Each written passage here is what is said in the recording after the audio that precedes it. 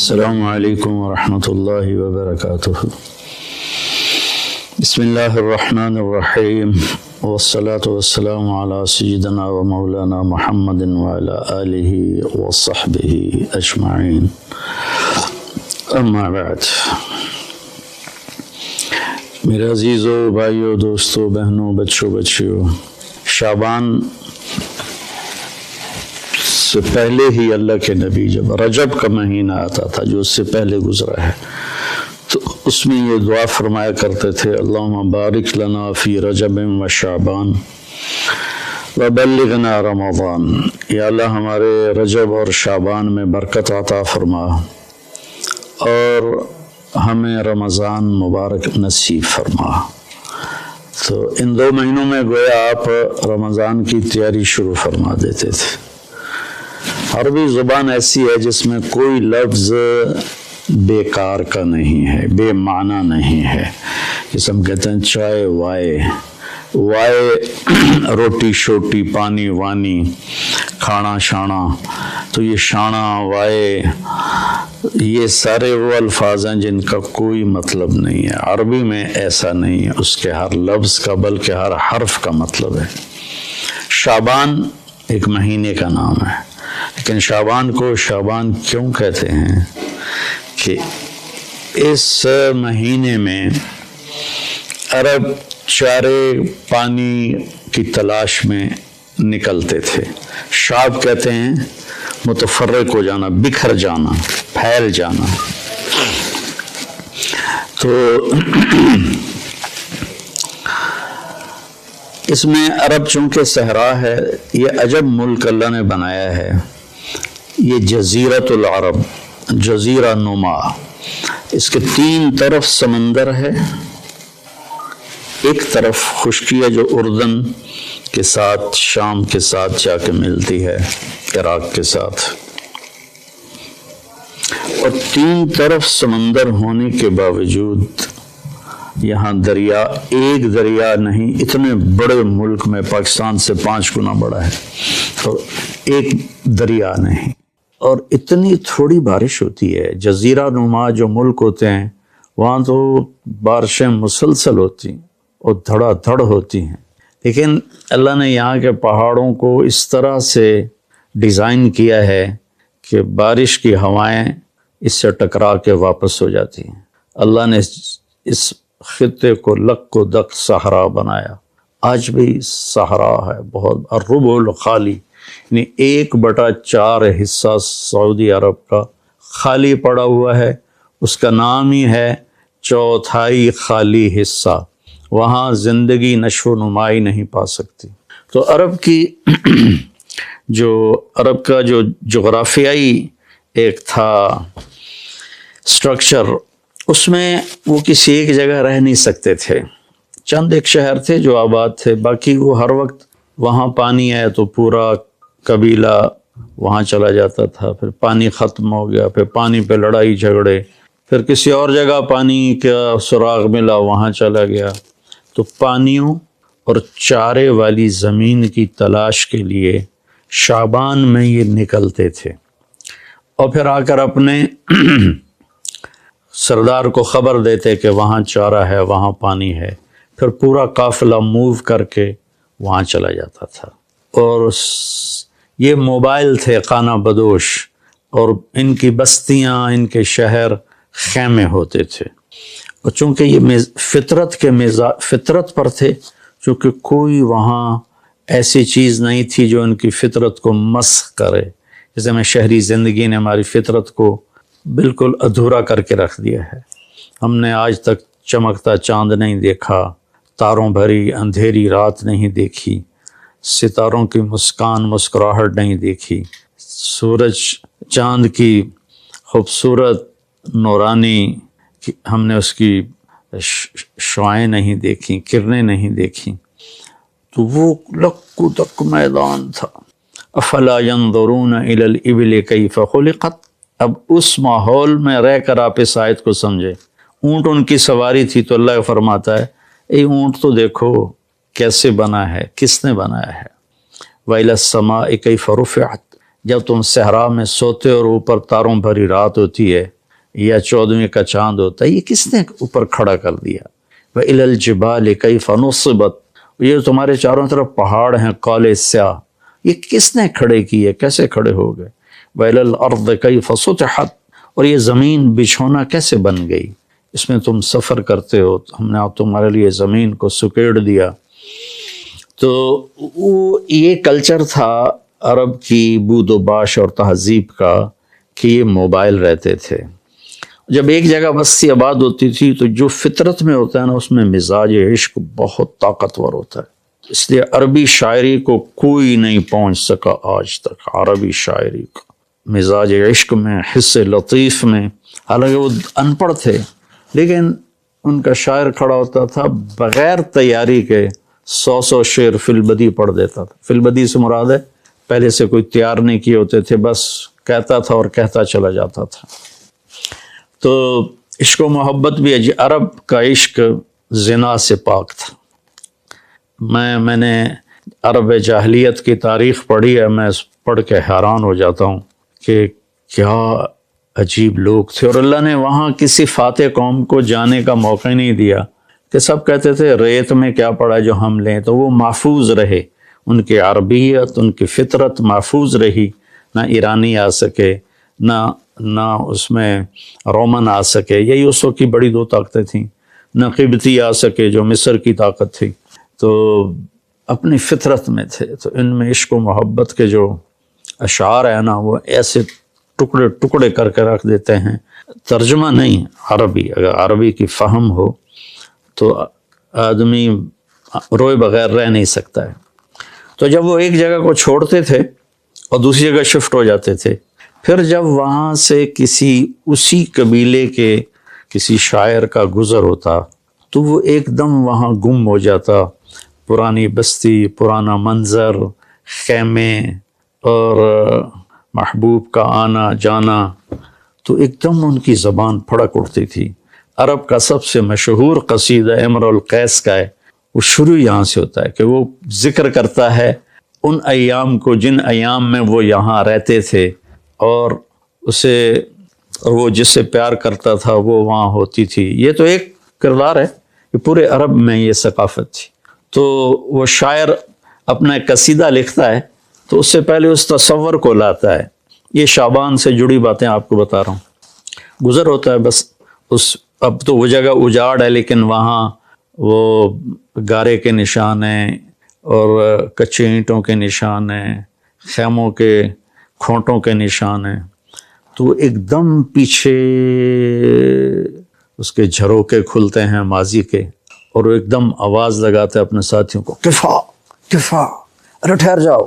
تو وہ اس کے ساتھی کہتے ہیں کیا ہوا کیا ہوا؟ نبکی من ذکر حبیب و منزل بسقط اللواء بین الدخول فحوملی، ٹھہر جاؤ، تھوڑا سا رو لینے دو محبوب کی یاد میں، کفا ٹھہرو، نبکی من ذکر حبیب و منزل، تھوڑی دیر ٹھہرو، محبوب اور محبوب کے جگہ کو دیکھ کے مجھے آنسو بہانے دو۔ جو سقط اللواء، جو دخول اور حمل کے درمیان جگہ ہے، وہاں پر میرے محبوب کی بستی تھی اور ہم یہاں رہتے تھے۔ پھر وہ آگے قصیدہ چلتا، میں ویسے اشعار سنا دیتا ہوں، ترجمہ نہیں۔ کفا ٹھہرو ٹھہرو، کیا ہوا؟ کنب کے رونا ہے، من ذکر حبیب و منزل، عشق پر، معشوق پر، جگہ پر، اور پھر یہاں چھوڑ جانے پر۔ بسقط اللواء بین الدخول فحوملی فسوضع فی المقرات لم یعف رسمها لما نسجتها من جنوب وشمال ترى بعر الارعام في عرصاتها وقيعانها كأنه حب فلفل كأني غداة البين يوم تحمل لدى ثمرات الحي ناقف حنظلي۔ میں اس کا ترجمہ کرتا ہوں۔ وہ کہتا جب وہ قافلہ وہاں سے چل رہا تھا اور سارے جا رہے تھے اور شفٹ ہو رہے تھے اور میرے جانے کی کوئی ابھی سبیل نہیں تھی، تو میں ان کو جاتے دیکھ کر میرا حال وہ تھا جو حنظل، اس کی مثال میں دوں گا، ہماری عورتیں پیاز کاٹتی ہیں نا تو اس سے ایک گیس نکلتی ہے جس سے آنسو نکلتے ہیں بے تحاشا، جیسے کوئی بہت ہی رو رہا ہو۔ تو حنظل ایک کڑوا پھل ہے جس کو کوڑتما کہتے ہیں، یہ اس کو جب توڑتے ہیں تو اس میں سے بھی ایک گیس سے نکلتی ہے، تو وہ نکلتا ہے، آنسو نکلتے ہیں۔ تو اتنی خوبصورت تشبیہ لایا ہے۔ اس نے یہ نہیں کہا کہ جب وہ جا رہے تھے اور میرا محبوب بھی میری محبوب بھی جا رہی تھی تو میں رونے لگا، نہیں، کأنی غدات البین یوم تحمل، جس صبح جدائی ہوئی اور انہوں نے رخت سفر باندھا اور چلے، لدا ثمرات الحی ناقف حنظلی، مجھے یوں لگا جیسے میں کیکر کے ساتھ بکھری ہوئی حنظل کوڑتمے کی بیلوں سے کوڑتمے توڑ رہا ہوں۔ تو جو عرب کی تہذیب کو جانتا ہے تو وہ تو اس کا مزہ لے گا کہ کوڑتمے توڑتے ہوئے کتنا آنسو نکلتے ہیں۔ پھر وہ اس کو تھوڑا پھیلاتا ہے کہ میرے رونے پر رحم کھا کر وقوفاً بہا صحبی علی مطیہم، میرے دوستوں نے اپنی سواریوں کو لا کے کھڑا کیا۔ یقولون لا تہلک اسم وتجملی، ارے بھائی نہ رو، صبر کر۔ اور ان پاگلوں کو کون بتائے وَإِنَّ الشِّفَاءِ عَبْرَةٌ مُحْرَقَةٌ فَهَلْ عِنْدَ رَسْمٍ دَارِسٍ مِّن مَعُوَّلِ، میں انہیں یہ بتانا چاہتا ہوں کہ مجھے رونے دو، کوئی رونے والا بھی لاؤ جو میرے ساتھ روئے یا مجھے رولائے کہ میری شفا رونے میں ہے۔ فَفَاضَتْ دُمُوعُ الْعَيْنِ مِنِّي صَبَابَةً عَلَى النَّحْرِ حَتَّى بَلَّ الدَّمْعُ مَحْمَلِي، بس پھر میرے آنسو ساون بھادوں کی جھڑی بن گئے اور میں اتنا رویا کہ میرے اونٹ کا پالان بھی سارا کا سارا تر ہو گیا۔ شعبان کے مناسبت سے میں نے تھوڑی آپ کو عرب کی تاریخ بتائی ہے، عرب کی تہذیب بتائی ہے، لیکن اس میں جو کہنا تھا وہ یہ تھا کہ شعبان رمضان کی تیاری ہے، شعبان رمضان کی تیاری ہے۔ تو اس میں میرے بھائیو، ہم اگر کوئی کبیرہ گناہ میں ہیں تو توبہ کریں، چھوڑنے کی کوشش کریں یہاں تک کہ رمضان تک بالکل چھوٹ جائے۔ کسی سے لڑے ہوئے ہیں تو منانے صلح کی کوشش کریں یہاں تک کہ رمضان تک صلح ہو جائے۔ کسی کا حق مارا ہوا ہے تو اس سے جا کے دینے کی طاقت ہے تو فوراً دے دیں، ورنہ معافی مانگ کے کہیں بھی میں آہستہ آہستہ ادا کر دوں گا۔ یہ رمضان سے پہلے رمضان کی تیاری، رمضان میں انٹر ہونا ہے کبیرہ گناہوں کو چھوڑ کر، لوگوں کے حق تلفی کو چھوڑ کر، گالی گلوچ کو چھوڑ کر، ظلم و ستم کو چھوڑ کر، اور رشوت، چور بازاری، کھوٹ، اس کو چھوڑ کر۔ بھائیو، اللہ کی قسم اٹھا کے کہتا ہوں، حرام میں کچھ نہیں رکھا، گناہوں میں کچھ نہیں رکھا، اور اللہ کی قسم اٹھا کر کہتا ہوں ساری بھلائیاں، ساری خوبیاں میرے اللہ اور اس کے رسول کی اطاعت میں ہیں۔ اللہ کے واسطے ہم باقی گناہوں سے بھی توبہ کریں اور فرقہ واریت سے بھی توبہ کریں۔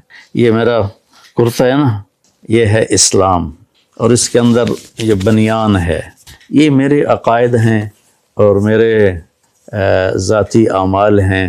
اسلام تو سب کا ایک ہی ہے، ان الدین عند اللہ الاسلام، شرع لکم من الدین، تو دین تو سب کا ایک ہی ہے۔ آگے چھوٹی چھوٹی باتوں پہ فرقے بن گئے ہیں، جنازے کے بعد دعا پڑھنی یا نہیں پڑھنی، اس پر ہی فرقہ بنا پڑا ہے۔ تو اتنی چھوٹی باتوں میں ہم الجھ گئے ہیں۔ ساری دنیا کتنے خطرے سے گزر رہی ہے، اور کورونا ایک وبا اور وبال ہے، ایک عذاب ہے۔ ہم توبہ کریں باقی گناہوں سے بھی اور فرقہ واریت سے۔ دیکھو، میں ہاتھ جوڑتا ہوں، علماء سے بھی کہتا ہوں، یہ دیوبندی بریلوی والا میدان جنگ بند کرتا، یہ شیعہ سنی والا میدان جنگ بند کرتا، یہ حنفی مالکی شافعی حنبلی سلفی یہ میدان جنگ بند کر دو۔ انشاءاللہ جو بھی قرآن اور حدیث کو سامنے رکھ کر عمل کر رہا ہے، اللہ کا فضل اس پر چھائے گا اور وہ ایک دن ضرور جنت میں جائے گا۔ اگر اس کا غلط مطلب بھی سمجھا ہے تو اللہ جو چاہے گا فیصلہ کرے گا۔ ہم اللہ کے واسطے امت بنیں، اپنے ملک کی حفاظت کریں، یا اپنے ملک کی حفاظت کریں۔ اگر ہم کوئی منفی مثبت کام نہیں کر سکتے تو منفی بھی نہ کریں۔ تو بھائیو، ہم اپنے رب کو رمضان خوبصورت کر کے دکھائیں، شعبان اس کی تیاری ہے۔ السلام علیکم۔ وهو الملك لا شريك له والفرد لا ند له كل شيء هالك إلا وجهه كل ملك زائل إلا ملكه كل شيء هالك إلا وجهه او اے شيء كل شيء هالك۔ پھر اللہ کہتا ہے كل نفس ذائقة الموت، كل نفس ذائقة الموت۔ پھر اللہ تعالیٰ کہتا ہے کل شیء ہالک، کوئی زندہ نہیں رہے گا، ایک اللہ ہوگا۔ احق من ذکر، سب سے بہتر ہے جسے یاد کرو۔ احق من عبد، سب سے اعلیٰ ہے جس کی بندگی کرو۔ احق من ابتغی، سب سے بہتر ہے جس سے طلب کرو، جس کی چاہت کرو، جو ساری کائنات کو بنا کر نہ تھکا، نہ سویا، نہ اونگھا، نہ کھایا، نہ پیا، نہ کروٹ بدلی، نہ پہلو بدلا، جگہ سے پاک، زمانے سے پاک، مکان سے پاک، ضرورت سے پاک، حاجت سے پاک، بیوی سے پاک، بچوں سے پاک، شریک سے پاک، وزیر سے پاک، ہر شے سے پاک، ہر شے سے پاک۔ قل اللہم مالک الملک تؤتی الملک من تشاء وتنزع الملک ممن تشاء وتعز من تشاء وتذل من تشاء بیدک الخیر انک علی کل شیء قدیر تولج اللیل فی النہار وتولج النہار فی اللیل وتخرج الحی من المیت وتخرج المیت من الحی وترزق من تشاء بغیر حساب۔ اس کو کدھر آ رہا ہے؟ ادھر بیٹھو، بیٹھو ادھر۔ وترزق من تشاء بغیر حساب، ایک بادشاہ ہے جو پوری کائنات کا مالک ہے، اس کا نام ہے اللہ، اس کا نام ہے اللہ۔ میرے بھائیو، میرے عزیزو، نوجوان بیٹھے ہو، میرا خون گرم ہو گیا ہے، نوجوان بیٹھو، اپنے اللہ کو پہچانو، اللہ کے واسطے اللہ کو پہچانو۔ تو نحن اقرب الیہ من حبل الورید، تمہاری شاہ رگ سے زیادہ قریب ہے۔ اقرب الیہ من حبل الورید، شاہ رگ سے زیادہ تمہارے وہ قریب ہے۔ وہ آگے دیکھو تو اللہ ہے، پیچھے دیکھو تو اللہ ہے، اس کے جلوے، اس کے نظارے، اس کی قدرتیں، دائیں دیکھو تو اس کی قدرت، بائیں دیکھو تو اس کی قدرت۔ لا الہ الا اللہ ہمارا پہلا سبق ہے۔ دوسرا سبق ہے ہمارا محمد الرسول اللہ، یہ جنت کی چابی ہے۔ دیکھو، لا الہ الا اللہ پاسپورٹ ہے، محمد الرسول اللہ ویزا ہے۔ سمجھو میری بات سنو، لا الہ الا اللہ پاسپورٹ ہے، پاسپورٹ کے بغیر تو سفر نہیں ہوتا، اور ویزے کے بغیر ملک میں داخلہ نہیں ہوتا۔ تو ہماری جماعتیں کتنا دیر انتظار کرتی ہیں ویزوں کے پیچھے۔ لا الہ الا اللہ پاسپورٹ ہے جنت کا، محمد الرسول اللہ ویزا ہے جنت کا۔ چھوٹا سا ملک اپنے اندر ویزے کے بغیر نہیں آنے دیتا، اللہ اتنی بڑی جنت میں بغیر ویزے کے داخل کر دے گا۔ اس لیے شکر کرو، اللہ نے پاسپورٹ ہمیں پیدائشی دے دیا۔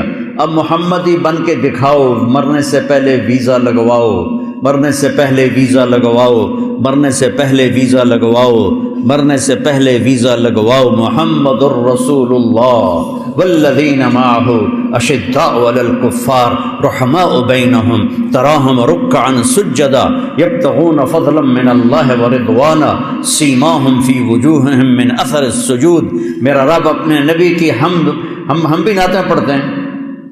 میرا رب اپنے نبی کو ہمیں سمجھا رہا ہے کہ میرا نبی کیسا ہے، کہ والضحیٰ، مجھے قسم ہے روشن دن کی، والضحیٰ، مجھے قسم ہے تیرے علم کی، والضحیٰ، مجھے قسم ہے تیرے نورانی چہرے کی۔ یہ سارے مطلب تفسیر میں لکھے، جس کے چہرے کی اللہ قسم اٹھائے۔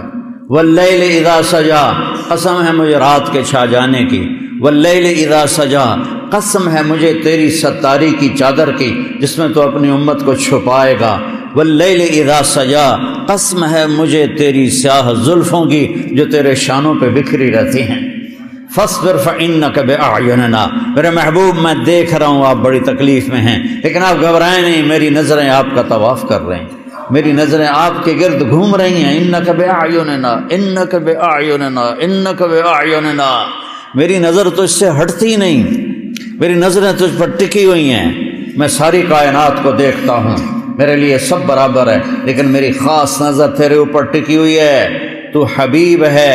آپ عرش پہ گئے، اللہ سے پوچھا اتخذت ابراہیم خلیلا وموسیٰ کلیما وألنت لداود الحدید وسخرت لسلیمان الریاح وأحییت لعیسی الموتى فماذا جعلت لی۔ یا اللہ، تو نے ابراہیم کو خلیل بنایا، موسیٰ کو کلیم بنایا، سلیمان کے لیے ہوا تابع کی، اور تو نے عیسیٰ علیہ السلام کے لیے مردے زندہ کیے یا اللہ، اور تو نے موسیٰ علیہ السلام کے لیے سمندر مسخر کیے، تو یا اللہ فماذا جعلت لی، میرے لیے کیا ہے، میرے لیے کیا ہے، میرے لیے کیا ہے۔ اللہ نے کہا وَلَيْسَ قَدْ آتَيْتُكَ أَفْضَلَ مِنْ ذَلِكَ كُلِّهِ، میرے محبوب آپ کو وہ دیا ہے جو کسی کو نہیں دیا۔ کہ کیا دیا ہے؟ کہ اللہ ذکر تو اللہ ذکر تمعی، قیامت تک تیرا میرا نام اکٹھا رہے گا، جدا نہیں ہو سکتا۔ لا الہ الا اللہ بولو آگے۔ لا الہ الا اللہ کے ساتھ آدم جوڑے، اتار دیے گئے، موسیٰ آئے اتر گئے، عیسیٰ آئے اتر گئے، نوح آئے پھٹی اتر گئی، داود آئے تختی اتر گئی، سلیمان آئے تختی اتر گئی، لوط آئے تختی اتر گئی، یحییٰ آئے تختی اتر گئی، شعیہ آئے تختی اتر گئی، ہارون آئے تختی اتر گئی، ہود آئے تختی اتر گئی، صالح آئے تختی اتر گئی، شعیب آئے تختی اتر گئی، اسماعیل آئے تختی اتر گئی، اسحاق آئے، یوسف آئے، یعقوب آئے، آتے گئے تختیاں اتروا کے جاتے گئے، آتے گئے جاتے گئے، آتے گئے جاتے گئے۔ جب آیا لا الہ الا اللہ اور محمد رسول اللہ، تو اللہ نے کہا بس اب قیامت تک تیرا میرا نام اکٹھا رہے گا۔ ہاں، اگر اللہ تک جانا ہے تو محمد ہی بن کے دکھا دو، اللہ تک جانا ہے تو محمد ہی بن کے دکھا دو۔ اپنے ظاہر کو بھی بناؤ اپنے نبی جیسا، اپنے باطن کو بناؤ اپنے نبی جیسا۔ میرا نبی کا دل سب سے صاف، اپنے دلوں کو بغض سے پاک کرو، حسد سے پاک کرو، نفرت سے پاک کرو، کسی کی ٹانگیں کھینچنے کے جذبوں سے پاک کرو، حرص و حوث کے جذبوں سے پاک کرو، اور اپنی زبان کو گالی سے پاک کرو، غیبت سے پاک کرو، جھوٹ سے پاک کرو، دھوکے سے پاک کرو، فراڈ سے پاک کرو، بے ایمانی سے اپنے کاروبار کو پاک کرو، جھوٹ سے پاک کرو، اور دھوکے بازی سے اپنے کاروبار کو پاک کرو۔ اپنے نبی کے قدموں پر چلتے جاؤ گے تو ایک دن اللہ تمہارے لیے استقبال کے لیے کھڑا ہوگا۔ آیا میرا بندہ، تو نے مجھے پٹھان بن کے نہیں دکھایا، پنجابی بن کے نہیں دکھایا، بلوچی بن کے نہیں دکھایا، تو نے مجھے سرائکی بن کے نہیں دکھایا، اور تو نے مجھے تورانی ایرانی بن کے نہیں دکھایا، تو نے مجھے محمدی بن کے دکھایا، اور محمد کو میں نے حبیب بنایا ہے، حبیب۔ اما انا فحبیب اللہ۔ صحابہ آپس میں باتیں کر رہے تھے، یار دیکھو اللہ نے ابراہیم کو خلیل بنایا، اللہ نے موسیٰ کو کلیم بنایا، اور اللہ تعالیٰ نے سلیمان کو مردے زندہ کر کے دیے، اور اللہ نے فلاں نبی کو یہ دیا، اللہ نے فلاں نبی کو یہ دیا، تو اوپر سے آپ آ گئے کہ سمعت مقالتکم وعجبکم، میں تمہاری بات بھی سن رہا تھا، تمہاری حیرانی بھی دیکھ رہا تھا۔ بے شک اما ابراہیم فخلیل اللہ واما عیسیٰ فکلیم اللہ وَأَمَّا صَاحِبُكُمْ هَذَا فَحَبِيبُ اللَّهِ، تمہارا ساتھی حبیب اللہ ہے، حبیب اللہ ہے۔ حبیب اسے کہتے ہیں جس کی محبت کی کوئی انتہا نہ ہو، خلیل اسے کہتے ہیں جس کی محبت گڑ جائے، ٹھک جائے اور پھر نکلنے نہ پائے۔ اور حبیب حبہ سے ہے، حبہ دانے کو کہتے ہیں، دانے کو جتنے مرضی کاش کرتے جاؤ بڑھتا جائے گا، بڑھتا جائے گا، بڑھتا جائے گا، بڑھتا جائے گا۔ تو حبیب وہ ہے جس کی محبت کی کوئی انتہا نہ ہو، بڑھتی جائے، بڑھتی جائے، بڑھتی جائے، بڑھتی جائے، اسے حبیب کہتے ہیں۔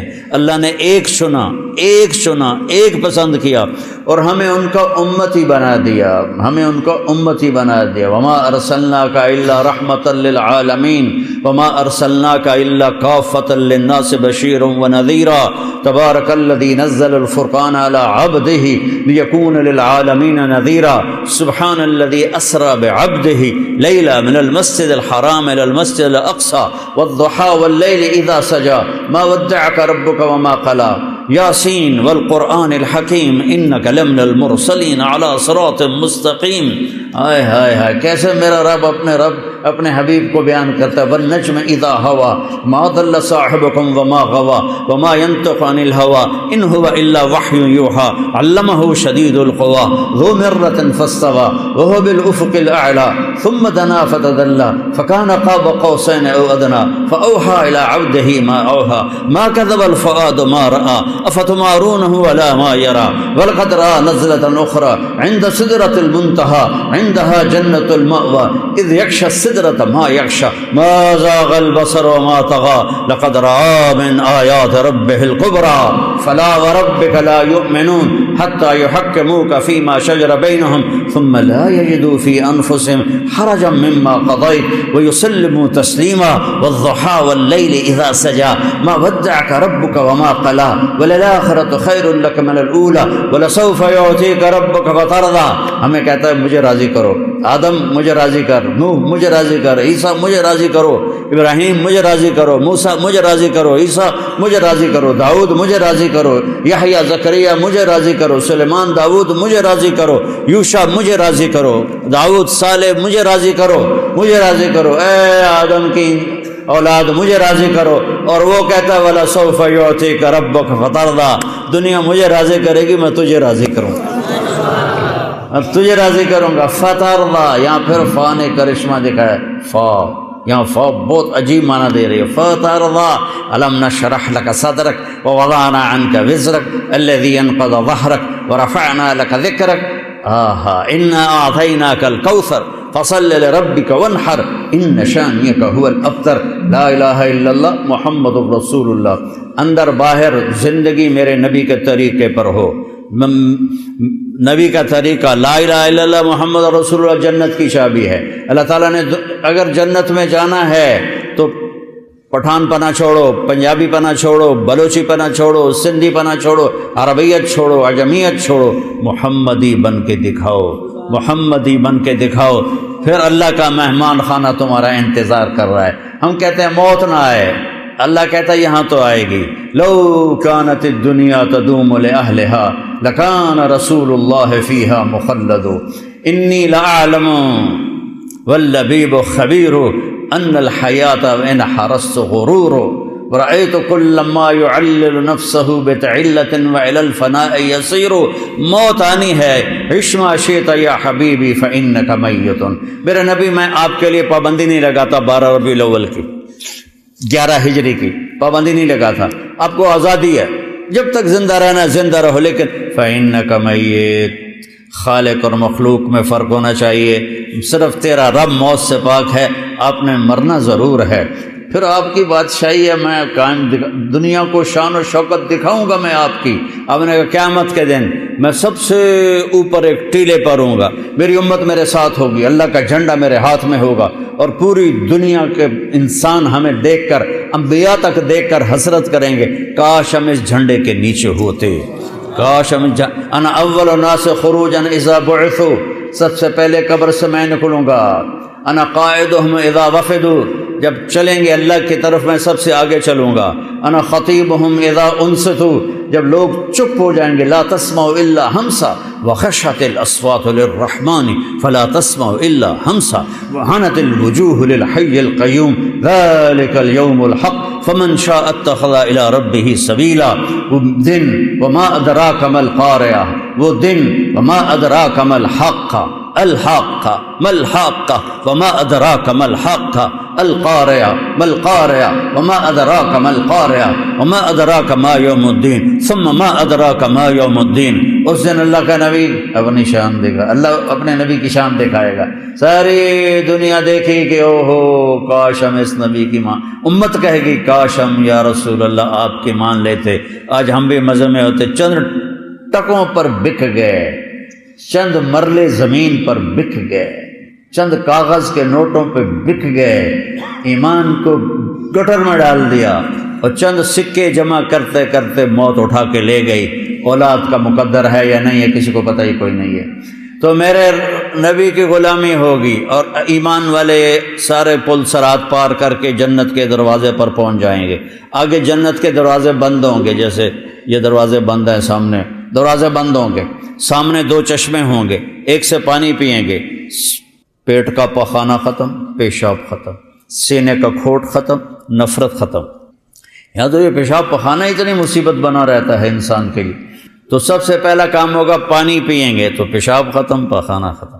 ہزاروں سال کھاتے رہیں کوئی گندگی نہیں بنے گی، ہزاروں سال پیتے رہیں کوئی پیشاب کا قطرہ نہیں بنے گا، اور پھر اس کے بعد دوسرے سے وضو کریں گے تو ان کے چہروں پر جوانی کی بہار آئے گی جو کبھی لوٹ کے واپس نہ جائے گی، ہمیشہ چہرے تر و تازہ رہیں گے۔ ہم جوانی چاہتے ہیں، بوڑھے ہو جاتے ہیں، ہم زندگی چاہتے ہیں، مر جاتے ہیں، ہم خوشیاں چاہتے ہیں، غم گھیر لیتے ہیں، ہم بقا چاہتے ہیں، فنا آ کے ہمیں فنا کر دیتی ہے۔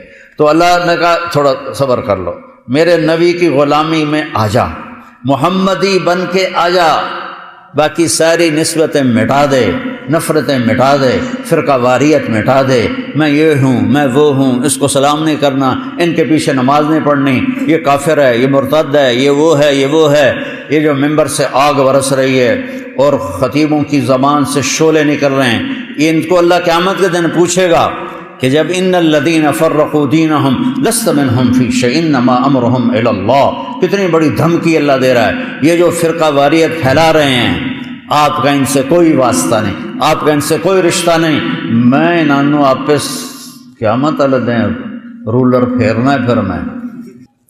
ہم امت ہیں، ہم امتی ہیں، اب کوئی کسی طرح فکر رکھتا ہے، کوئی کسی خیال کا ہے، کوئی کسی خیال کا ہے، سب کے لیے باہیں پھیلا دو، اپنی باہوں کو لمبے راستوں کی طرح کر دو، ہر راستہ دنیا کے راستوں کی طرح اپنی باہیں پھیلا دو، اور ہر آنے والوں کو سینے سے لگا لو۔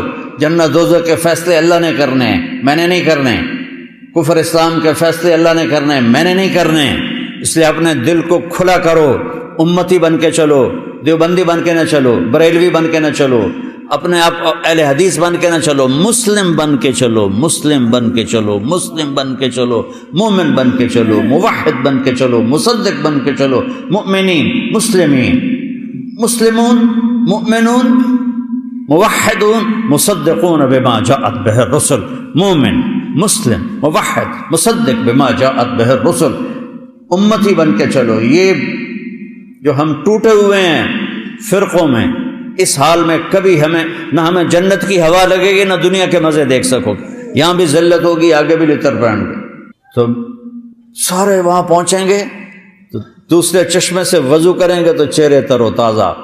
اب بھائی جنت چلیے، دیر ہو گئی، کھلوتے کھلوتے رہ گئے، تو کہیں گے یاوی کی میں کو کنڈا لگا ہوا ہے، تو کہیں گے چلیے یار باب آدم کول چلیے، وہی بری آیا دنیا، تو سارے اہل ایمان، یہ امت بھی سب، یا ابانا استفتح لنا الباب، یا ابانا استفتح لنا الباب، بابا جی، ابا جان، آپ سارے نبیوں کے باپ، دروازہ تو کھلوا دیں۔ وہ کہے گا پتر میں تو تینوں کٹھایا ہی اندر جاوان واسطے، کہیں ہور نہ لگا کرو، میں تو نہیں یہ کام کر سکتا۔ پھر وہ آئیں گے نوح علیہ السلام کے پاس، ہمیں اندر جانے کے لیے کوئی دروازہ کھلوا دیں۔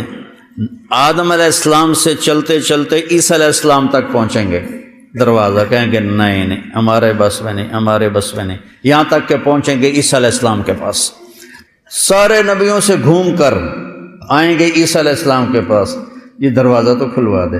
عیسیٰ علیہ السلام ایک نئی بات بتائیں گے، وہ پرانی بات دہرائیں گے، بھائی یہ میرا کام نہیں ہے، ہاں میں تمہیں پتہ بتاتا ہوں کہ آج دروازہ کون کھلا سکتا ہے۔ کہا جی یہ تو دسو، اسی تو ہف گئے ہیں ٹوٹ کے، 1.25 لاکھ نبیاں کل جاؤنا کوئی سوکھا کم۔ وہ کہیں گے جاؤ محمد الرسول اللہ، محمد بن عبداللہ بن عبد المطلب بن ہاشم بن عبد مناف بن قصی بن کلاب بن مرہ بن کعب بن لبی بن غالب بن فہر بن مالک بن نضر بن کنانہ بن خزیمہ بن مدرکہ بن الیاس بن مضر بن نزار بن معد بن عدنان بن اود بن حمیسہ بن سلامان بن عوس بن بوز بن قموال بن ابی بن عوام بن ناشد بن حزا بن بلداس بن یدلاف بن طابخ بن جاحم بن ناحش بن ماخی بن عیفی بن عبقر بن عبید بن الدعاء بن حمدان بن سنبر بن یثربی بن یحزن بن یلحن بن ارعوہ بن عیضی بن ذیشان بن عیسر بن اقناد بن ایہام بن مقصر بن ناحذ بن زارع بن سمی بن مزی بن عوض بن عرام بن قیدار بن اسماعیل بن ابراہیم بن آذر بن ناحور بن سرود بن رعو بن فائج بن عابر بن ارفقشاد بن سام بن نوح بن لامک بن متوشال بن ادریس بن یرد بن ملحل ایل بن قینان بن آنوش بن شیس بن آدم علیہ السلام۔ یہ ہے میرا نبی، وہ نبیوں میں رحمت لقب پانے والا، مرادیں غریبوں کی برلانے والا، غریبوں کا والی، یتیموں کا مولا، یہ ہے میرا نبی، یہ ہے محمد مصطفیٰ، ہاشمی، عربی، قرشی، یہ ہے میرا نبی، یہ ہے آپ کا نبی۔ اس کی زندگی کو اپناؤ، اس کی زندگی کو اپناؤ، اندر سے بھی باہر سے، اندر کو نفرتوں سے پاک کرو، اندر کو حسد سے پاک کرو، اندر کو ریاکاری سے پاک کرو، اندر کو بغض سے پاک کرو، اندر کو دنیا کی ہوس سے پاک کرو، دنیا کے لالچ سے پاک کرو، آنکھوں کو بے حیائی سے پاک کرو، کانوں کو بے حیائی سے پاک کرو، زبان سے بے حیائی کے لفظوں سے اپنی زبان کو پاک کرو۔ مسلمان کو ماں بہن کی گالی دینا گناہ کبیرہ ہے، گناہ کبیرہ ہے، گناہ کبیرہ ہے، گالی نہ دو، سباب المؤمن فسوق۔ اب آ جاؤ، پھر اب سارے آ گئے، یا رسول اللہ ٹوٹر تھک گئے ہیں، سنیں تس آج بوا کھولنا ہے، مہربانی کرو. آپ کہیں گے انا لہو انا لہو انا لہو، یہ میں نے ہی کرنا تھا، یہ میں نے ہی کرنا تھا، یہ میں ہی کروں گا. اچھا پہلے ہی کیوں نہیں چلے گئے محمد مصطفیٰ کے پاس صلی اللہ علیہ وسلم؟ اللہ نے بھلا دیا، اور اللہ نے اپنے نبی کے مرتبے کو، شان کو بلند کر کے دکھایا کہ محمد سے وفاتوں نے تو ہم تیرے ہیں، یہ جہاں چیز ہے کیا لوح و قلم تیرے. ایک دفعہ مجھے کسی نے کہا کہ آپ کا ذوق ہے شعر و شاعری، تو اقبال کا سب سے اعلیٰ شعر کون سا ہے؟ میں نے کہا اپنے اپنے ذوق کی بات ہے، میرے نزدیک تو اقبال کا سب سے اعلیٰ شعر ہے کہ محمد سے وفاتوں نے تو ہم تیرے ہیں، یہ جہاں چیز ہے کیا لوح و قلم تیرے. آپ کہیں گے میں کروں گا، آپ سجدے میں گریں گے، اللہ کہے گا یا حبیبی یا محمد ارفع راسک سل تعطا اشفع تشفع، میرے محبوب میرے حبیب سر اٹھا، بول پورا کیا جائے گا، مانگ ملے گا. تو اللہ تعالیٰ کہیں گے یا اللہ دروازہ کھول، اللہ تعالیٰ کہیں گے آپ افتتاح کریں گے تو کھلے گا، نہیں تو نہیں کھلے گا. آپ آگے جائیں گے، آپ کے لیے جنت سے ایک سواری آئے گی، سبز پروں کے ساتھ اڑتی ہوئی آئے گی، سبز پر ہوں گے اس کے، وہ اگر آپ کے سامنے ایسے لینڈ کرے گی اور یوں آ کے بیٹھ جائے گی، آپ اس کے اوپر ایسے سوار ہوں گے. اس کی جو رسی ہے، ایسے جو رسی ہوتی ہے، یہ رسی اس کی نا یوں نیچے گر جائے گی. نیچے گرنے کا مطلب ہے کہ یہ رسی آپ نے نہیں سنبھالنی، آپ نے اس سواری کو خود نہیں چلانا، اس کی لگام میرے نبی نے نہیں پکڑنی. کوئی آنے والا ہے نوکر، کوئی خادم آنے والا ہے، بڑے بھاگاں والا، بڑے نصیباں والا، بڑے جڑا نبی دی سواری دی واگ نپے، اس تو بڑے بھاگ کہندے ہون گے، سارے دے سر چون جاون گے. لے ویکھو بھائی ہن کہندے نصیب، کہندے نصیب، میرے رب کی طرف سے اعلان ہوگا بلال حبشی کو یہ واگ پکڑا. بلال حبشی، آپ نے کہا میرے آگے آگے چلے گا. پھر آپ نے کہا میں آؤں گا، ایسے میں دروازے کو کھٹکھٹاؤں گا تو اندر سے آواز آئے گی کون؟ میں کہوں گا محمد الرسول اللہ. تو وہ کہے گا یا رسول اللہ امرت اللہ افتح لأحد قبلک ولن اقوم لأحد بعدک. یا رسول اللہ مجھے آپ کے رب نے فرمایا تھا جب تک میرا حبیب نہ آئے دروازہ نہیں کھولنا ہے. یہ وہ رسول ہے جس سے ہم بے وفائی کر رہے ہیں، چند ٹکوں پہ جھوٹ بولتے ہیں، آٹھوں بازار جھوٹ کی ظلمت میں ڈوبے ہوئے ہیں، سود کی ظلمت میں ڈوبے ہوئے ہیں، دھوکے فراڈ کی ظلمت میں ڈوبے ہوئے ہیں، چند ٹکوں پر ایک دوسرے کو ماں بہن کی گالیاں دے دے کے اپنی تباہی خرید لیتے ہیں. یا ادھار دینا بند کر دو، نقد کرو، اور اگر ادھار دینا ہے پھر گالی دینا بند کرو. اب گالیاں دے کے تم اپنی آخرت کو تباہ و برباد کر دیتے ہو. اذا تصابت امتی سقطت من عین اللہ، جب میری امت گالیاں نکالے گی تو اللہ کی نظروں سے گر جائے گی. تو میں تاجروں سے کہتا ہوں یا ادھار دینا بند کرو، اور اگر دیتے ہو تو پھر گالی نکالنا بند کرو، صبر کرو. ہے یا رسول اللہ مجھے حکم ہے جب تک آپ نہ آئیں دروازہ نہ کھولوں. اور میں رضوان بول رہا ہوں، میں آج پہلی دفعہ کسی کے لیے کھڑا ہوا ہوں اور آخری دفعہ کھڑا ہو رہا ہوں، میں آئندہ کبھی کسی کے لیے کھڑا نہیں ہوں گا. اور ایسے دروازہ کھلے گا. رب نے کہا فَأَدْخُلَهَا، اور میں جنت میں داخل ہوں گا، وَمَعِيَ فُقَرَاءُ الْمُؤْمِنِينَ، اور میرے ساتھ پہلے کون ہیں؟ میری امت کے غریب لوگ، میری امت کے غریب لوگ، مالدار نہیں، چاہے وہ نیک بھی ہیں وہ پیچھے ہوں گے. غریب لوگ ریڑھی والے، ٹانگے والے، چنچی والے، رکشے والے، کہ یہ سب مزدوری کرنے والے دیہڑی دار، کہ یہ آگے آگے ہوں گے، میرے ساتھ ہوں گے، اور میں ان کے ساتھ جنت میں داخل ہوں گا. اور مالدار لوگ پیچھے ہوں گے، آئیں گے وہ بھی لیکن وہ پیچھے ہوں گے. بھائی فقراء المؤمنین. ابو بکر کہنے لگے یا رسول اللہ میرا جی چاہتا ہے میں بھی ساتھ ہوں. آپ نے کہا انی لأعرف رجلا باسمہ وباسم ابیہ وامہ لا یاتی بابا من ابواب الجنۃ الا قال مرحبا مرحبا. اے تشریفا مبارکا. فجسا سلمان علی رکبتیہ فقال من هذا یا رسول اللہ؟ قال هو ابو بکر بن ابی قحافہ. آپ نے کہا میرا ایک صحابی ہے جس کا نام جانتا ہوں، جس کے ابا کا نام جانتا ہوں، جب وہ جنت کے دروازے پر آئے گا آٹھوں دروازے کھل کر کہیں گے جناب ادھر سے آئیں، جناب ادھر سے آئیں، جناب ادھر سے آئیں. جیسے کوئی بڑی شخصیت آ جائے تو لوگ گاڑیاں لے کے کھڑے ہوتے ہیں کہ میری گڈی 'چ بیٹھو، میری گڈی 'چ بیٹھو، میری گڈی 'چ بیٹھو، تو 8 دروازے کہیں گے جناب ادھر، جناب ادھر، جناب ادھر۔ سلمان فارسی ایسے ہو کے کھڑے ہو گئے، گھٹنوں کے بل کھڑے ہو کر کہنے لگے یا رسول اللہ ان ھذا لمرتفع شأنہ من ہوا، یا رسول اللہ یہ تو بڑی شان والا ہے، کون ہے؟ کہ ہوا ابو بکر ابن ابی قحافہ، یہ ہے ابو قحافہ کا بیٹا ابو بکر۔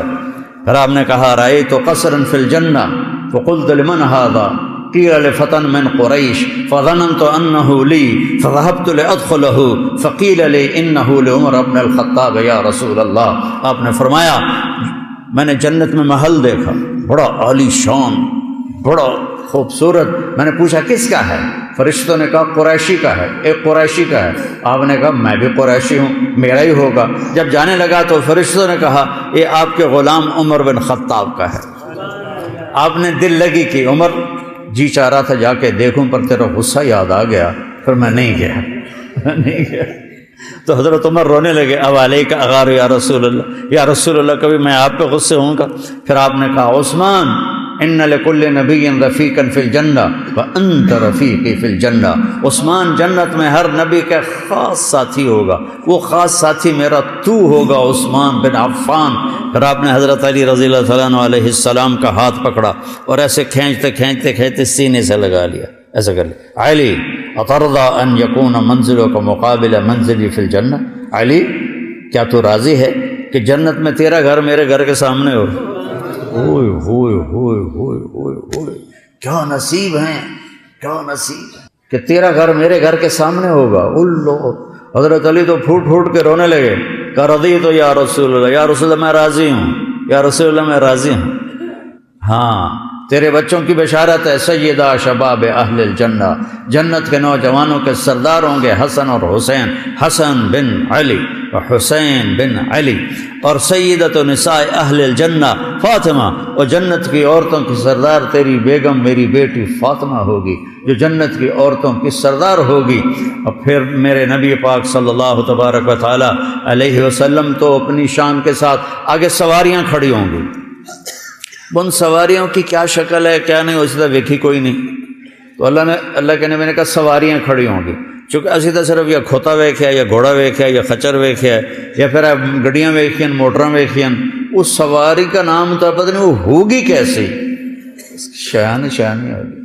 سب سے چھوٹا جنتی، سب سے چھوٹا جنتی، ایک مرلے والا جندا کوٹھا ہوندا، ایک مرلے چ گھر بھی ہے تے ٹائلٹ بھی ہے تے کچن بھی ہے تے سب کچھ ہے۔ جنت کی ایک مرلہ سکیم جنت، ایک مرلہ سکیم جنت اس دنیا سے 10 گنا بڑی ہوگی، 10، یہ 24,000 کلومیٹر ہے، اس کے ساتھ ایک زیرو اور لگاؤ، 2,40,000 کلومیٹر۔ یہ صرف میرے نبی نے سمجھانے کے لیے کہا، ورنہ اس سے بھی بڑی ہوگی۔ یہ سب سے یہ وہ مسلمان ہوگا جو دوزخ میں پٹ رہا ہوگا، جل رہا ہوگا، اللہ ہم سب کی حفاظت فرمائے۔ شکر ہے اللہ کے نبی نے اس کا نام بھی بتا دیا، وہ اس کا نام ہے، آپ نے کہا اس کا نام ہوگا جوہینہ، اور اس کا قبیلہ بھی بتا دیا جوہینہ، عرباں چو ہے ساڈے چو کوئی نہیں۔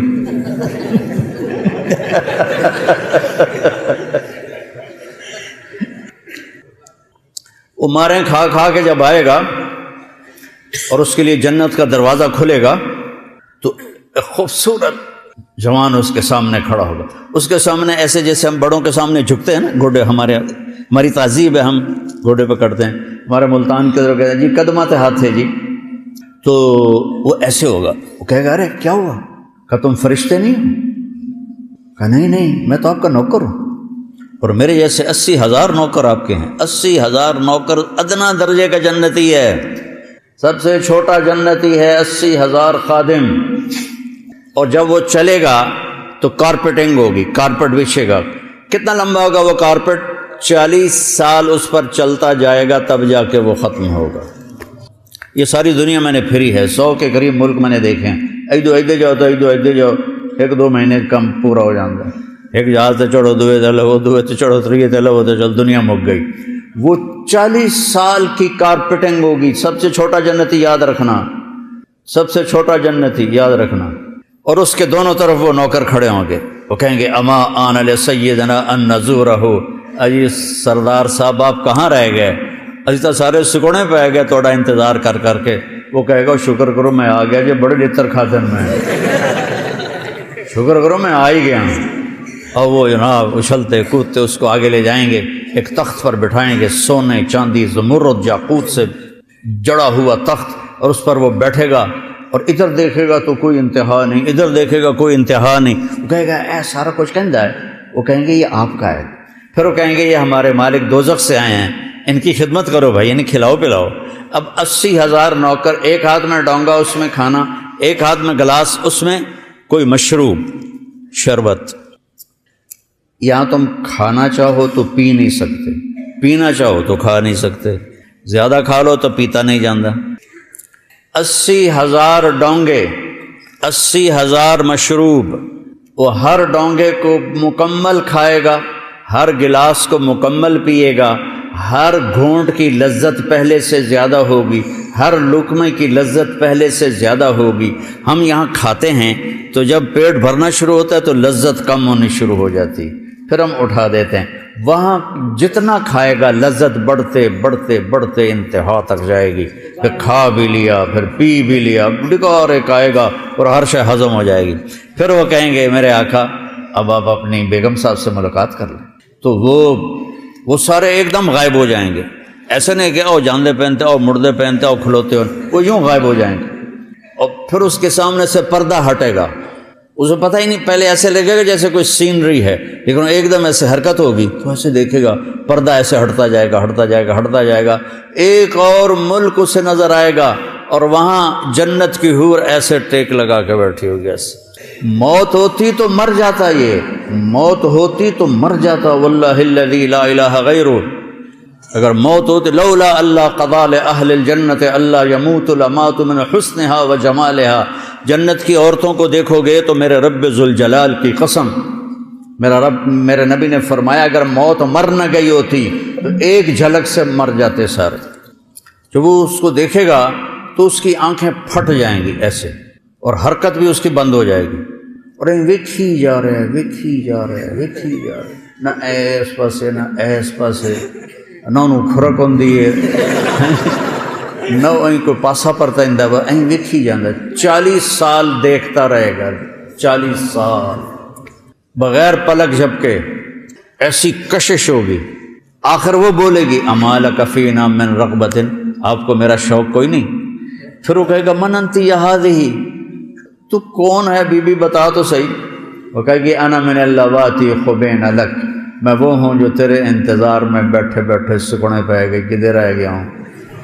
وہ کہے گا بی بی شکر کر میں آ گیا ہوں۔ اب وہ آگے بڑھ کر اس کو ایسے گلے سے لگائے، اور یہ جو گلے سے لگانا ہے، اور اس کے 70 جوڑے 100 جوڑے اس کے جسم پر ہوں گے۔ قد اس کا 130 فٹ ہوگا، جنت کی حور کا قد 130 فٹ ہے، 60 ہاتھ، ایک ہاتھ 25 انچ کا ہوتا ہے، 130 فٹ کی ہائٹ ہے۔ یہ جو ہماری اسماعیل مسجد کا جو وہ ہے مینار، اس سے بھی اوپر اس کا قد نکل جائے گا، اور تم اگر اس قد میں چلے گئے تو ہم تو بوجھ پا جائے گی، تو تمہارا قد بھی 130 فٹ اللہ کرے گا۔ پھر اس کو ایسے، اور وہ جو آخری لباس اس کے اوپر ہوگا، جو وہ یہ 1 2 3 4 5 6 7 8 9 10 80 90 100 کے 100 لباس نظر آئیں گے۔ اب میں نے بنیان پہنی ہے، اس کرتے کی وجہ سے آپ کو نظر نہیں آ رہی۔ آپ خامد اپنی بیوی کے 100 لباس آگے پیچھے آگے پیچھے آگے پیچھے دیکھتے دیکھتے اس کے جسم کی چمک کو دیکھے گا، یوں لگے گا جیسے چاند کو کپڑے پہنا دیے گئے، اور پھر اس کا ایسے گلے سے لگائے گا تو یہ معانقہ اس کا 70 برس کا معانقہ ہوگا، اور یہ سب سے چھوٹا جنتی ہے، یہ سب سے ادنا درجے کا جنتی ہے۔ اور پھر جنت باقی کیسی ہوگی، اور جنت الفردوس کیسی ہوگی، اور اس میں حظیرۃ القدس ایک وی آئی پی جگہ ہے، وہ کیسی ہوگی۔ اللہ نے ساری جنت کو بنایا کونی فکانت کونی فکانت کونی فکانت، بن جا وہ بن گئی، بن جا وہ بن گئی، بن جا وہ بن گئی۔ جب جنت الفردوس کی باری آئی تو اللہ نے اپنے ہاتھوں سے جنت الفردوس بنائی۔ وہ کیا چیز بنی ہوگی، اور جس دن بنائی، آج سے کوئی 20 ارب سال پہلے دھماکہ ہوا جس سے ساری کائنات بنی، فرض کرو اسی وقت جنت بنی تو کم از کم 20 ارب سال پہلے وہ بنی۔ اس دن سے آج اور آج سے قیامت اور قیامت سے جب تک اس کا دروازہ نہیں کھلتا، اللہ اس کی ہر چیز کو دن میں 5 دفعہ میک اپ کرتا ہے اور اسے خوبصورت بناتا ہے۔ اور 5 دفعہ یہ مسجد اسماعیل ہے نا، اس کو آپ ڈیزائن کرنا شروع کرو اور اس کی آپ رینوویشن کرو اور اس کو خوبصورت بناؤ، ہیرے موتی جڑو، کرتے کرتے کرتے کرتے 100 سال میں مک جائے گی۔ فرق کرو 100 سال میں مک جائے، ویسے تو اس سے پہلے ہی مک جائے گی، چلو وڈی چھال مارو 100 سال۔ اس جنت کی لڑکی کا اتنا بڑا چہرہ ہوگا، 103 فٹ کا دیتا ایڈا تو منہ ہوئے گا دا، لیکن پھر بھی کتنا کو منہ ہے۔ اس کے چہرے کو روزانہ دن میں اللہ 5 دفعہ میک اپ کرتا ہے اور ہر دفعہ اس کا حسن بڑھ جاتا ہے۔ 20 ارب سال سے اس کا حسن 5 دفعہ بڑھتا ہے، 5 دفعہ بڑھتا ہے، 5 دفعہ بڑھتا ہے۔ وہ کیا چیز ہے؟ یہاں دلہن وہ نہیں، وہ جو ہوتے ہیں بیوٹی پارلر، وہاں بچیاں جاتی ہیں دلہن بننے 5-6 گھنٹے 7 گھنٹے 8 گھنٹے، تو اس کے بعد وہ منہ ہی مک جاتا ہے۔ تو اب اس کے اوپر پاؤڈر کا پورا ڈبہ تو نہیں تھوپنا، یا پوری لپسٹک تو نہیں ادھر چاڑنی، تو 5-6 گھنٹے بعد اس کا میک اپ ختم ہو جاتا ہے اور ایک پسینے کی لکیر آتی ہے اور میک اپ ختم ہو جاتا ہے۔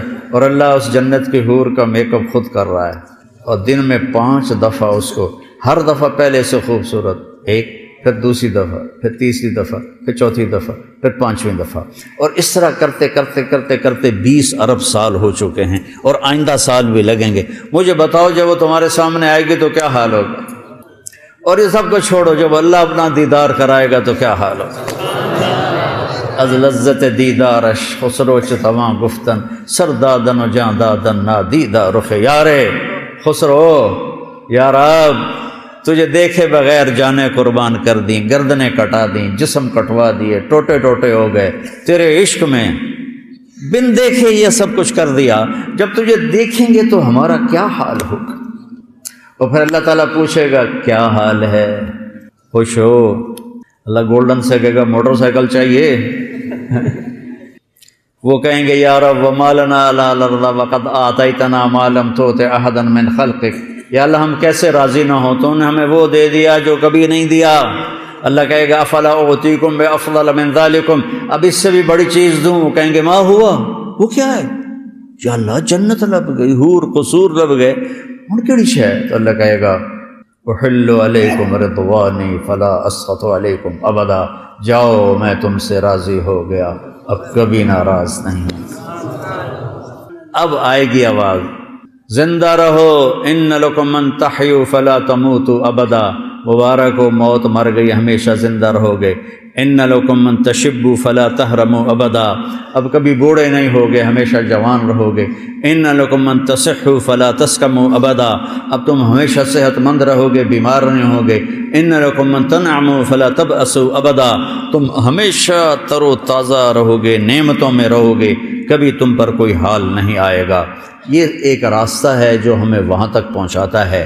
یہ دعوت کی محنت بھائیو، اس کلمے کو سیکھنے کی محنت ہے، ان اعمال کو سیکھنے کی محنت ہے، اور اس کو آگے پھیلانے پہنچانے کی محنت ہے، جس سے ہم دنیا میں بھی ہم اگر اللہ راضی ہے تو مزے ہیں، قبر میں بھی مزے ہیں، اور حشر میں بھی مزے ہیں، اور آخرت میں بھی مزے ہیں، اور جنت میں ہمیشہ ہمیشہ کے مزے ہیں۔ میں نے ایک دفعہ میں جو آپ کو جنت کی حور بتاتا ہوں نا، یہ وہ ہے جو میں نے پڑھا ہے کہ اگر سورج کو انگلی دکھا دے، انگلی نہیں اتنا حصہ، لو ان بنانا من بنانها بدا لغلب ضوءه ضوء الشمس كما يغلب ضوء الشمس ضوء النجوم، اگر ایک انگلی کا پورا ایسے چھوٹا یہ ایسے کر دینا تو سورج نظر نہیں آئے گا۔ لو بسقت بسقتا فی سبعۃ ابحر لکانت احلی من العسل، 7 سمندر میں تھوک ڈال دے تو 7 سمندر شہد سے زیادہ میٹھے ہو جائیں۔ دنیا کی حسینہ عالم شہد میں تھوک ڈال کے تمہیں پیش کرے، کیا کرو گے؟ ادھر منہ تے مارو گے، پٹھان ہوئے گا تو لتر بھی مارے گا۔ اور وہ سمندر، میں نے سارے سمندروں کے سفر کیے ہوئے ہیں، تو جب میں اس سمندر کو دیکھتا ہوں پھر مجھے یہ حدیث یاد آتی ہے، تو میں کہتا ہوں اللہ اکبر، یا اللہ، اس کو تھوک نہیں آتی، ویسے زور لگا کے ادو ادو اکٹھا کر کے تھو کرے تو 2-4 چھوٹے سے چھینٹے پڑ جائیں تو 7 سمندر شہد سے میٹھے ہو جائیں گے۔ ایسے کلائی کو ظاہر کر دے تو کائنات روشن ہو جائے گی، چہرے سے نقاب ہٹا دے تو کلیجے پھٹ جائیں گے، ایک قدم اٹھائے تو ایک قدم میں 1,00,000 نظریں اور 1,00,000 نخرے اور ناز و انداز دکھاتی ہے۔ وہ کیا چیز ہے؟ جب وہ سامنے آتی ہے تو نظر چہرہ سامنے ہے، جب وہ پیٹ پھیر کے جاتی پھر بھی چہرہ سامنے رہتا ہے۔ چس آ گئی کہ نہیں؟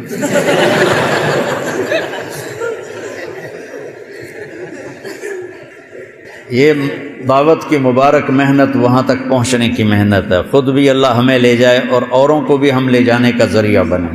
تو آج بہت بڑا مجمع آیا ہوا ہے، سب مجھے 95% نوجوان نظر آ رہے ہیں۔ ہم زندگی کی ابتدا کہاں سے کریں کہ جو آج تک ہم سے خطائیں ہوئیں ہم توبہ کریں اور نئی زندگی کی نیت کریں، اور اس کو سیکھنے کے لیے ہیں 4 مہینے کے لیے نکلیں، 40 دن کے لیے نکلیں، اور ہر مہینے 3 دن کے لیے نکلیں، اپنی مسجدوں کے گشتوں میں شریک ہوں۔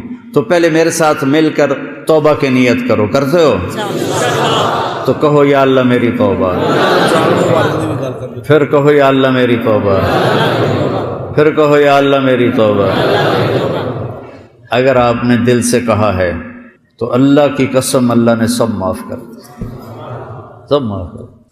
میں نواب شاہ میں تھا، ایک وڈیرا آیا اور بہت عجیب اس کی زندگی تھی۔ اس نے بیان سنا، میں آخر میں توبہ کرواتا ہوں، اس بڑی بڑی مونچھیں، اس نے زور زور سے اللہ میری توبہ، اور ساتھ روئے اللہ میری توبہ اور روئے۔ ساری زندگی اس کی غفلتوں میں گزری، چند آنسو اس نے ندامت کے بہائے اور اسی رات اس کا انتقال ہو گیا۔ توبہ کے ساتھ چلا گیا۔ ان التوبۃ تہدم ما کان قبلھا، جب آدمی سچے دل سے توبہ کرتا ہے پھر یقین رکھے کہ اب اس کے گناہ معاف ہو گئے۔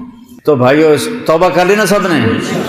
تو اب بھائی اب آپ 4 مہینے کے جن کے نہیں لگے وہ ارادے کرو بھائی، اپنے ہاتھ کھڑے کر کے بتاؤ۔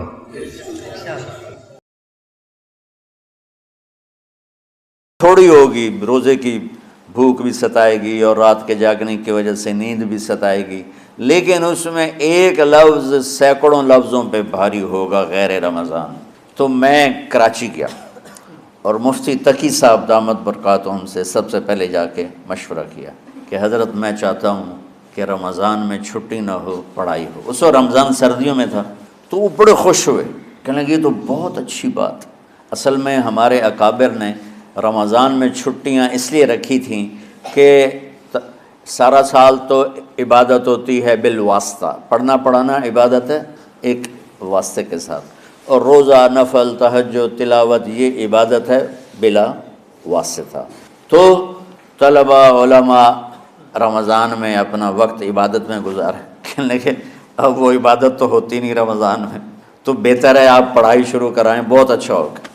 وہ تو اتنے بڑے ہاتھی کے پاؤں میں سب کا پاؤں، اتنی بڑی ہستی نے، وہ صرف پاکستان کا سرمایہ نہیں پوری امت کا سرمایہ ہے، تو ان کی اس بول نے نا مجھے ہمت دے دی۔ تو پھر میں نے یہاں آ کر اس وقت یہ پہلی جماعت مولوی عدنان صاحب کی اور مولوی مسعود صاحب اور کچھ انتقال کر گئے رحمۃ اللہ علیہ، یہ تھے۔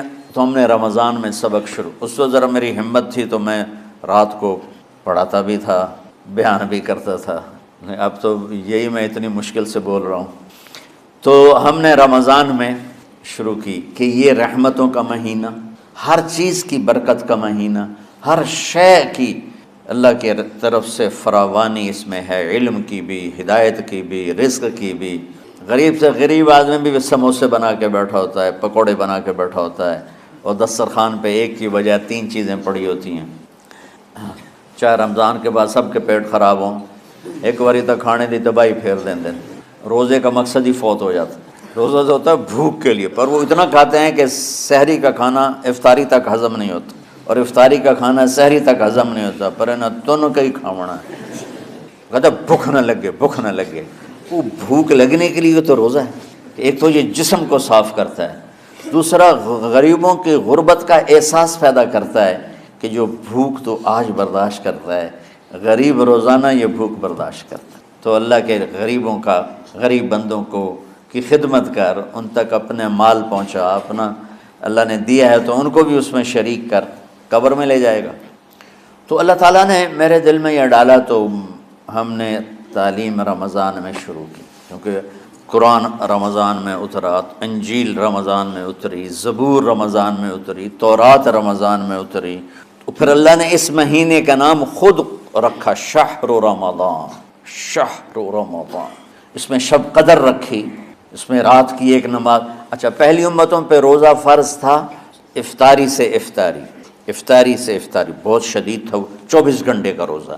بس افطاری کے بعد آنکھ لگ جاتی تو روزہ اگلا شروع ہو جاتا تھا۔ تو ہم پر بھی پہلے ایسے ہی روزہ اترا، افطاری سے افطاری۔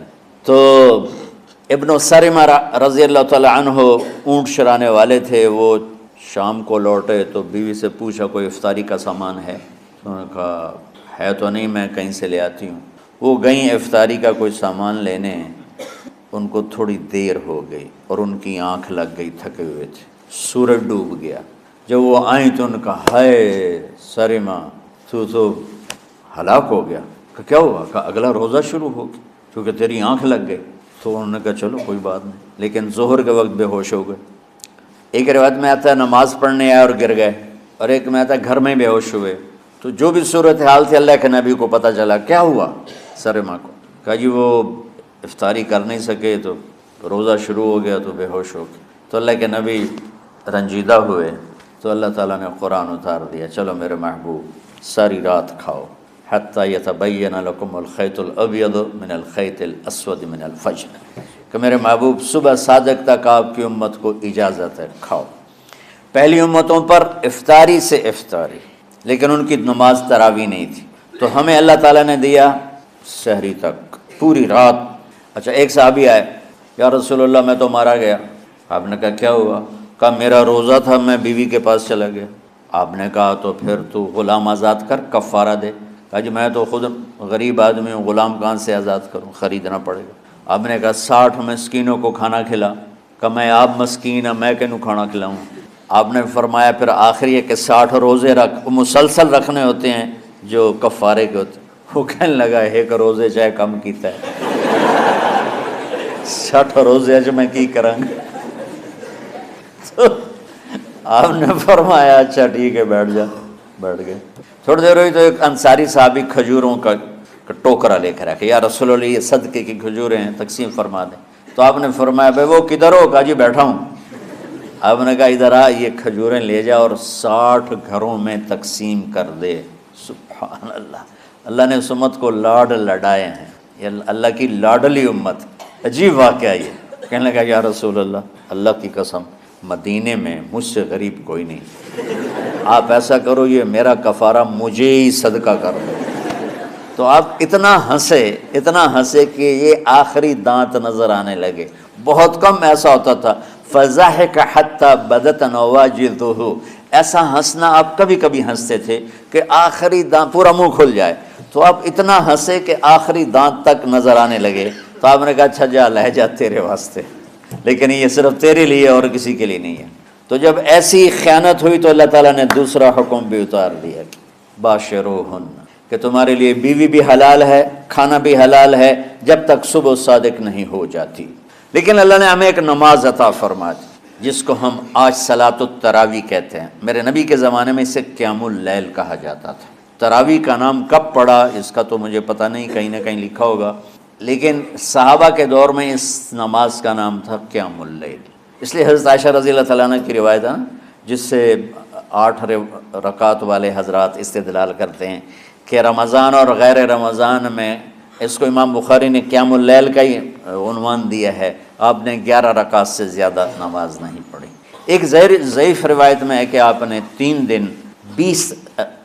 دن پڑھائی نماز، یہ تو صحیح روایت ہے۔ کتنی رکعت پڑھائی؟ تو ایک ضعیف روایت میں ہے کہ 20 رکعت پڑھائی۔ اچھا، ضعیف روایت سے عبادت ثابت نہیں ہو سکتی حکم شرعی۔ تو جب حضرت عمر رضی اللہ تعالیٰ عنہ نے سب کو، اب میرے نبی کے دور میں 3 دن کے بعد آپ تو آئے نہیں کہ کہیں فرض نہ ہو جائے، تو صحابہ اپنے طور پر قرآن سنتے تھے ٹولیوں میں۔ صدیقی دور میں 2 سال وہ فتنوں میں گزرا، تو اس میں بھی اسی طرح چلا کہ ٹولیوں میں ہوتے۔ حضرت عمر رضی اللہ عنہ کے زمانے میں حکومت مضبوط ہو گئی، طاقتور ہو گئے، تو ابتدائی سالوں میں نہیں، چند سالوں کے بعد اب مسجد میں تشریف لائے تو تو لوگ اس طرح کوئی 4 ادھر 4 ادھر 5 ادھر 10 ادھر 20 ادھر، تو کہنے لگے ان کو ایک امام پہ جمع کر دیا جائے تو کتنا اچھا ہوگا۔ تو آپ نے سب کو اکٹھا کیا اور ابی بن کعب رضی اللہ تعالیٰ عنہ کو امام بنایا اور سب کو ایک نماز پہ جمع کر کے 20 رکعت کا حکم عطا فرمایا۔ تو حضرت عمر کا یہ عمل اس حدیث کو مضبوط کر دیتا ہے کہ چونکہ میرے نبی نے کہا علیکم بسنتی و سنت الخلفاء الراشدین من بعدی، کہ میری اور میرے خلفاء راشدین کی سنت پر مضبوطی سے عمل کرنا۔ تو حضرت عمر کا جو 20 رکعت طے کرنا ہے، اگر ان کا اپنا اجتہاد ہے تو بھی ہمارے لیے عمل کے لیے کافی ہے، اور اگر ان کو یہ یاد ہے کہ میرے نبی نے 20 پڑھی تھیں تو اور زیادہ اچھی بات ہے۔ لیکن بہرحال جو 8 پڑھتا ہے ہمارا اس پہ بھی کوئی اعتراض نہیں، چونکہ وہ بھی حدیث کے ساتھ بات کرتا ہے، اور باقی پوری امت 20 پڑھتی ہے ان پر بھی اعتراض نہیں۔ میں ایک جگہ سے گزر رہا تھا، نماز کا وقت ہو گیا، اہل حدیث کی مسجد تھی، میں وہاں نماز پڑھنے چلا گیا تو ایک بہت بڑا اشتہار لکھا ہوا تھا، 20 تراویح ثابت کرنے والے کو 5 لاکھ روپے انعام۔ کہ کس قدر بے وقوفی ہے اور کس قدر احمقانہ یہ امت کی باتیں ہیں کہ 20 تراویح، سینکڑوں سال سے امت کا عمل 20 تراویح آ رہا ہے۔ تراویح کا نام جو پڑھا مجھے یوں لگتا ہے کہ اہل مکہ، یعنی اہل مکہ جو تھے نا، وہ 4 تراویح پڑھ کے ایک طواف کرتے تھے، تو وہ آرام کے لیے ہوتا، ترویحہ آرام، تھوڑی دیر کا آرام۔ تو 4 تراویح کے بعد ایک طواف کرتے تھے، وہ چھوٹا سا طواف 10 منٹ میں ختم ہو جاتا تھا، اور پھر 4 تراویح پڑھتے تھے، پھر طواف کرتے تھے، پھر 4 پڑھتے تھے، پھر طواف کرتے تھے۔ یہ صحابہ کے تھوڑے بعد کے دور کی بات۔ تو مدینے والوں کو پتہ چلا کہ مکے والے تو یہ کرتے ہیں، وہ کہنے لگے اساں کی کریے، انہوں نے کہا اسی 40 تراویح پڑھیں گے، 40 رکعت، وہ 40 رکعت پڑھتے تھے۔ تو نوافل میں کوئی سختی نہیں کہ بھائی 8 سے زیادہ نہیں پڑھنی، بدعت ہو جائے گی، اور 20 پڑھنا بدعت ہے، یہ سب جہالت کی بات۔ اور یہ 8 پڑھ رہے ہیں یہ غلط ہے، یہ بھی حماقت کی بات۔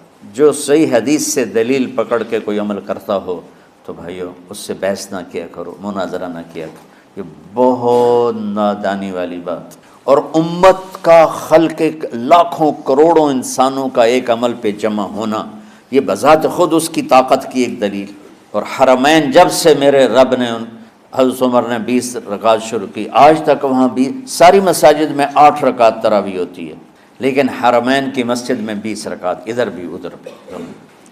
اور یہ جو وہاں ختم قرآن پہ دعا نہیں مانگی جاتی، یہ کس کا عمل ہے؟ حضرت عثمان کا۔ حضرت عثمان نے اپنے دور خلافت میں تراویح پڑھانے والے سے کہا جب قرآن ختم کرو تو دعا کرنا۔ وہ کہنے لگے جی کیا دعا کروں؟ کہ جو تیرے دل میں آیا کرنا۔ تو ختم قرآن کی رات تراویح کی آخری رکعت میں من الجنت والناس کے بعد دعا کے لیے ہاتھ اٹھانا، یہ حضرت عثمان رضی اللہ تعالیٰ عنہ نے اس کو زندہ فرمایا۔ اور امام دعا کرتا تھا 1 منٹ 10 منٹ 20 منٹ جتنے بھی، اور پیچھے لوگ آمین کہتے تھے۔ وطر کی جماعت نہیں ہوتی تھی، وطر کو باجماعت حضرت مولا علی رضی اللہ تعالیٰ عنہ نے شروع کی کہ وطر کو بھی باجماعت پڑھا جائے۔ تو یہ ان کی سنت ہے کہ وطر کو باجماعت پڑھا گیا۔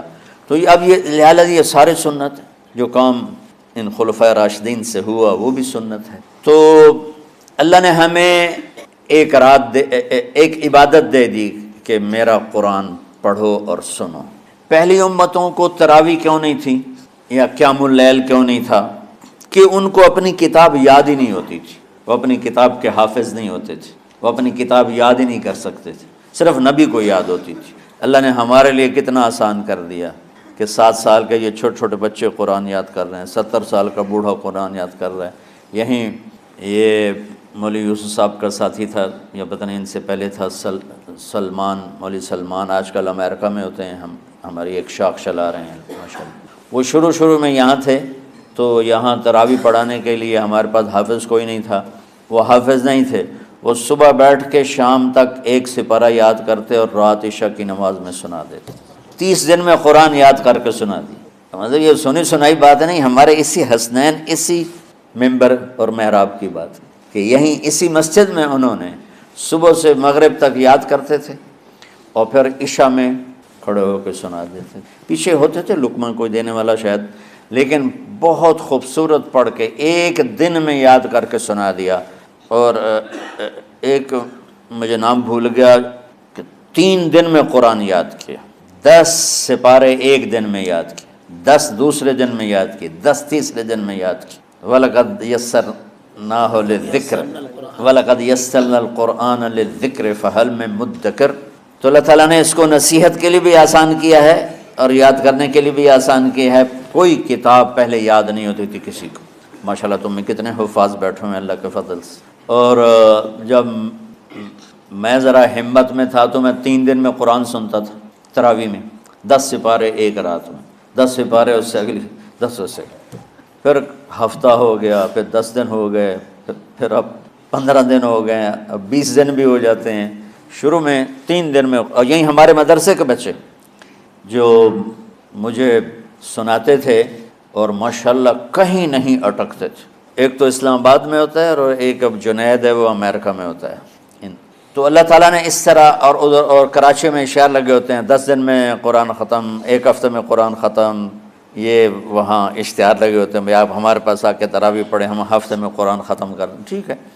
تو اللہ نے ہمیں رات کی نماز عطا فرمائی، اور چونکہ یہ ایک مشقت ہے تو میرے نبی نے کہا یہ رات کی نماز کے ہر سجدے پر 1,500 نیکی لکھی جاتی، 1,500 نیکی لکھی جاتی. اور اللہ تعالیٰ ہر سجدے پر جنت میں ایک محل بناتا ہے جس کے 60,000 سونے چاندی کے دروازے ہوتے، اور ایک درخت اس کے لیے لگاتا ہے جس کے نیچے 100 سال گھوڑا دوڑ سکتا ہے.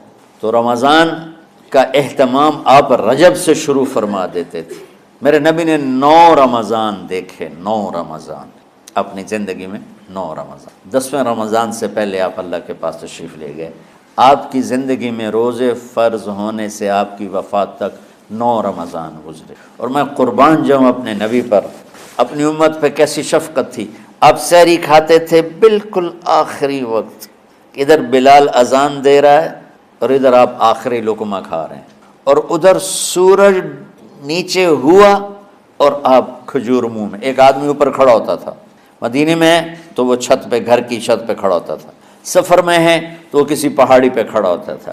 جو ہی سورج کا کنارہ نیچے جاتا اب فوراً وہ کہتا یا رسول اللہ قد غربت، تو آپ کھجور منہ میں ڈال لیتے تھے یا پانی. کبھی پانی سے افطار فرماتے تھے، کبھی کھجور سے افطار فرماتے تھے کہ میری امت پہ بھوک کا وقت کم سے کم آئے. آج کل جو یہ ہمارے افطاری کے اوقات ہیں نا، یہ سورج ڈوبنے کے بھی 2-2.5 منٹ بعد کے ہیں کہ احتیاطاً. ٹھیک ہے چلو احتیاط کر لو کوئی مسئلہ نہیں، لیکن اصل ہے ادھر چونکہ اب سورج ہمیں نظر ہی نہیں آتا ہے، اس طرح ہم گھرے ہوئے ہیں شہروں میں. دیہاتوں میں بھی اب اس طرح کا ماحول ہے کہ وہ نظر نہیں آتا ہے. تو بہتر کہ ادھر سورج غائب ہو، ادھر لقمہ منہ میں جائے. لیکن یہ تب ہے جب آپ نظر آ رہا ہو. اب جب آپ یہاں بیٹھے ہو حسنین میں تو یہاں تو کوئی سورج نظر نہیں آئے گا، یہاں تو مینار ہی نظر آئے گا. تو لہٰذا احتیاط ٹھیک. ہمارے اہل حدیث بھائی وہ 2 منٹ پہلے ہم سے افطار کرتے ہیں، تو بڑی اچھی بات ہے کہ سورج کے غروب ہونے کا جو اصل وقت ہے اس کے ساتھ ہی افطار کرنا. اور سحری میں ایک واقعہ سناتا ہوں. آپ سحری کھا رہے تھے، بکرے کی سری پکی ہوئی تھی، تو مولا علی رضی اللہ تعالیٰ عنہ اور عرباض بن ساریہ رضی اللہ تعالیٰ عنہ آپ کے ساتھ کھانا کھا رہے تھے. تو حضرت بلال ہے، یا رسول اللہ وقت ختم ہو گیا ہے، میں اذان دینے جا رہا ہوں، آپ برائے مہربانی کھانا پینا بند کریں. اور یہ کہہ کر چلے گئے. چھت ایک انصاری عورت تھی، اس کے گھر کی چھت پہ چڑھ کے اذان دیتے تھے. چڑھنے لگے تو پھر واپس آئے کہ دیکھوں اللہ کے نبی نے کھانا چھوڑ دیا یا نہیں. آگے دیکھا تو وہ کھا رہے تھے. انہوں نے کہا یا رسول اللہ واللہ لقد اصبحت، یا رسول اللہ اللہ کی قسم سحری کا وقت ختم ہو گیا، صبح ہو گئی. تو آپ نے ہاتھ پیچھے کر لیا، کہہ رہے تیرا بھلا ہو بلال، ابھی وقت باقی تھا، تیرے قسم کھانے پر اللہ نے اس کو پہلے نکال دیا کہ تیری قسم کہیں جھوٹی نہ پڑ جائے. تو حضرت علی نے فرمایا کہ اگر بلال قسم نہ کھاتے تو جب تک میرے نبی کھاتے رہتے صبح صادق نہیں ہونی تھی. تو بالکل آخری وقت میں آپ کھاتے تھے تاکہ کم سے کم وقت امت پہ بھوک کا آئے. تو اللہ تعالیٰ آپ کے علم میں برکت دے. رمضان علم کا مہینہ ہے، سونے کا نہیں ہے، کھانے کا نہیں ہے، سموسے پکوڑے کا نہیں ہے. رمضان علم کا مہینہ. تو پھر بیچ میں گرمیاں آ گئیں تو بچے آج کل کی جوانیاں ڈالڈا گھی کی ہیں، تو وہ ان کی ہمتیں پست ہو گئیں، راتیں چھوٹی ہو گئیں، گرمی زیادہ ہو گئی، اور ادھر بجلی کی لوڈ شیڈنگ، تو طلبہ کی ہمتیں جواب دے گئیں، تو پھر ہم نے مجبور ہو کر رمضان میں چھٹیاں کر دیں۔ چلو ٹھیک ہے بھائی، باقی کی چھٹی کر۔ تو اب جب دوبارہ تھوڑا سا موسم ٹھنڈک کی طرف گیا اور رات کچھ تھوڑی لمبی ہونے لگی تو ہیں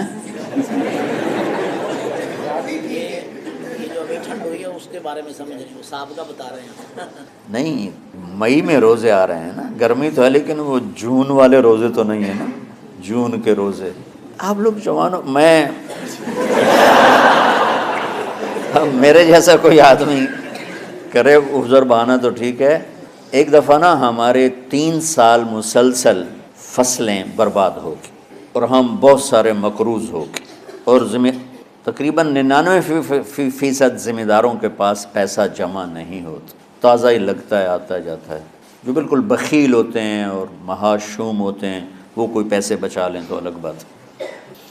تو خطرہ یہ ہوا کہ اب اگر فصل اچھی نہ ہوئی تو زمین بیچنی پڑے گی قرضہ اتارنے کے لیے۔ تو میں نا رائمنڈ سے بیمار ہو کے 4 مہینے کی چھٹی پر گھر آیا ہوا تھا۔ پہلی دفعہ مجھے 4 مہینے کی چھٹی ملی، یہ 86 کی بات۔ تو اوپر سے کپاس کی فصل کا موسم آ گیا، تو میں نے اپنے والد صاحب سے اجازت مانگی کہ اگر آپ اجازت دیں تو اس دفعہ میں کاشت کروا لوں۔ کہنے کہ کروا لوں۔ تو ادھر کپاس کی کاشت شروع ہوئی، ادھر روزے شروع ہو گئے۔ اب 15 ایکڑ کے پلاٹ تھے، تو ٹریکٹر چلتا تھا اور بیج پیچھے ڈرل ہوتی تھی، اس میں بیج ہوتا تھا، آگے پائپ ہوتا تھا، اس میں سے وہ گرتا تھا اور دانہ دانہ ہو کے وہ زمین میں اتر جاتا تھا۔ لیکن کبھی ایسا ہوتا تھا کہ چونکہ اس پر ریشے ہوتے ہیں بیج پر، تو وہ پورا ایک گچھا بیج کا پائپ میں آ جاتا تھا، تو وہ پائپ بند ہو جاتا تھا جب تک اس کو ہلا کے نیچے نہیں گرایا جاتا تھا۔ تو لہٰذا وہ پوری لائن بیج گرتا ہی نہیں تھا، تو اس کے لیے 2 آدمی ٹریکٹر کے ساتھ پیچھے دوڑتے تھے سوٹی لے کر، کہ جہاں وہ گچھا کٹھا ہوا انہوں نے ایسے زور سے سوٹی ماری، وہ گچھا کھل گیا۔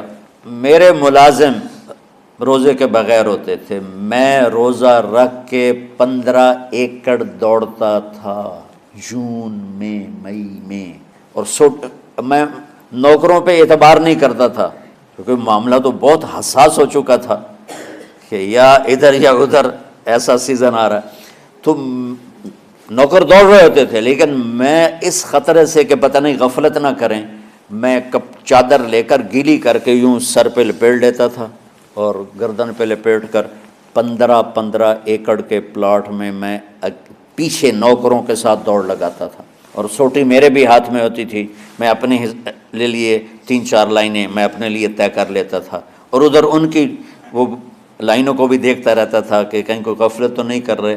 اور وہ کہتے میاں صاحب تسی کیویں ٹرے جاندے ہو؟ اچھا، وہ ہر چکر کے بعد لسی پیتے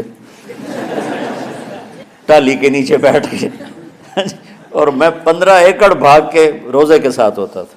تو یہ آپ کی جوانی ہے۔ ڈالڈا گھی سے تو جوانی نہیں آتی، ڈالڈا گھی سے تو جوانی نہیں آتی۔ تو اللہ نے میرے جی میں ڈالا کہ اب دوبارہ، بلکہ تمہارے استادوں کے جی میں یہ بات آئی، مجھ سے تو صرف انہوں نے پوچھا کہ اب دوبارہ اس طرح کر دیں، تو میں نے کہا ضرور کر دو کہ رمضان میں دوبارہ تعلیم شروع ہو۔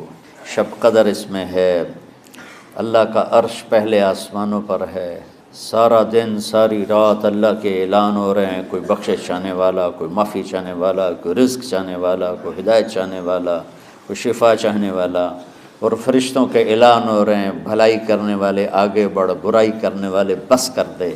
تو جو رحمت رمضان میں، میرے نبی نے فرمایا اگر میری امت کو پتہ چل جائے کہ رمضان کیا ہے تو یہ تمنا کریں گے کہ کاش سارا سال ہی رمضان ہوتا۔ تو بچوں، آپ خوش قسمت ہیں کہ آپ کا جو رمضان ہے وہ علم کی طلب میں ہے۔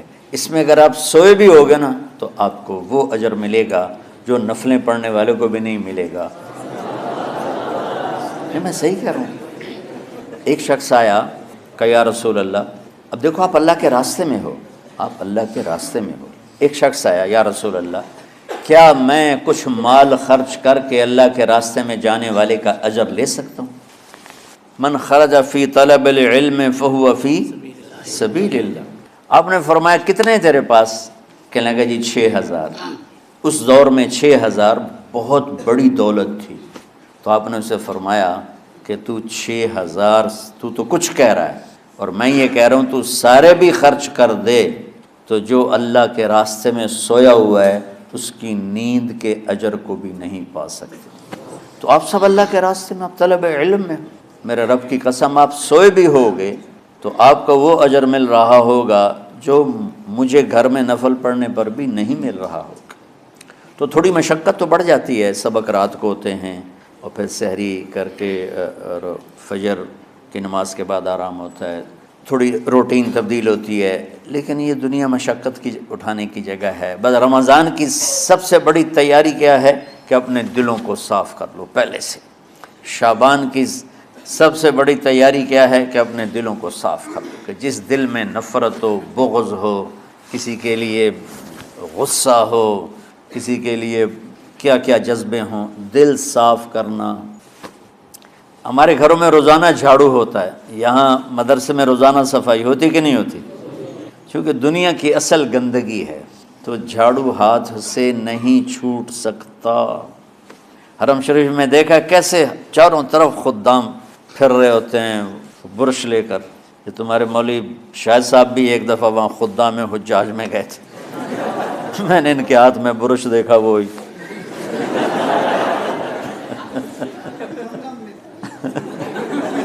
وہ حرم ہی ہے. کون سا سن تھا؟ 97. تو دل پہ غبار ایسے آتا ہے جیسے صحن میں غبار آتا ہے. دل پہ گندگی ایسے آتی ہے جیسے صحن میں آتی ہے. تو ہم نے نظام بنایا ہوا ہے، لوگ وہ کر رہے ہیں، وہ روزانہ جھاڑو دیتے ہیں. تمہارا دل ایک آنگن ہے، ایک صحن ہے، اس میں بغض، نفرت، حسد، پتہ نہیں کیا کیا گندگیاں آئیں گی اور آتی رہیں گی. بچوں ایک کام کرو، جھاڑو پکڑ لو، صاف کرو. یا اللہ معاملہ تجھ سے کرنا ہے، لوگوں سے نہیں. کسی نے برا کہا، کسی نے غیبت کی، کسی نے گالی دی، کسی نے دھکا دیا، کسی نے حق مارا، کسی نے کچھ کیا، یا اللہ تیرے سپرد. میں نے اپنے دل کو سب سے صاف کیا، میں نے اپنے دل کو سب سے صاف کیا. یہ اتنی بڑی عبادت ہے کہ بڑے بڑے نفلوں والے، تہجد والے، حج عمرے روزے والے تمہیں نہیں پکڑ سکیں گے، کیونکہ اس کا کرنے والا دنیا میں کوئی نہیں. نفل پڑھنے والے تو بے شمار ہیں، عمرے کرنے والے بے شمار ہیں، علماء بے شمار ہیں، حاجی بے شمار ہیں، سخاوت کرنے والے بے شمار ہیں، لیکن اس ٹکڑے کو صاف کرنے والا لاکھوں میں ایک بھی نہیں ہے. مشکل کام ہے. آپ یہ سیکھ لو، صاف کرو، صاف کرو، صاف کرو. یہ رمضان کی سب سے بڑی تیاری اور علم کو حاصل کرنے کی سب سے بڑی چابی ہے کہ اپنے دل کو کھلا کر لو. کوئی چیز خالی ہوگی تو کچھ آئے گا. جس دل میں بغض بھرا ہو، نفرت بھری ہو، حسد بھرا ہو، کینہ بھرا ہو، اس میں خاک آئے، اس میں تو علم کی ایک کرن بھی نہیں آئے گی. اس زبان سے چاہے جتنے مرضی موتی بکھیرے، دل اس کا اندھا ہوگا. لا تعمل الابصار ولكن تعمل القلوب التي في الصدور.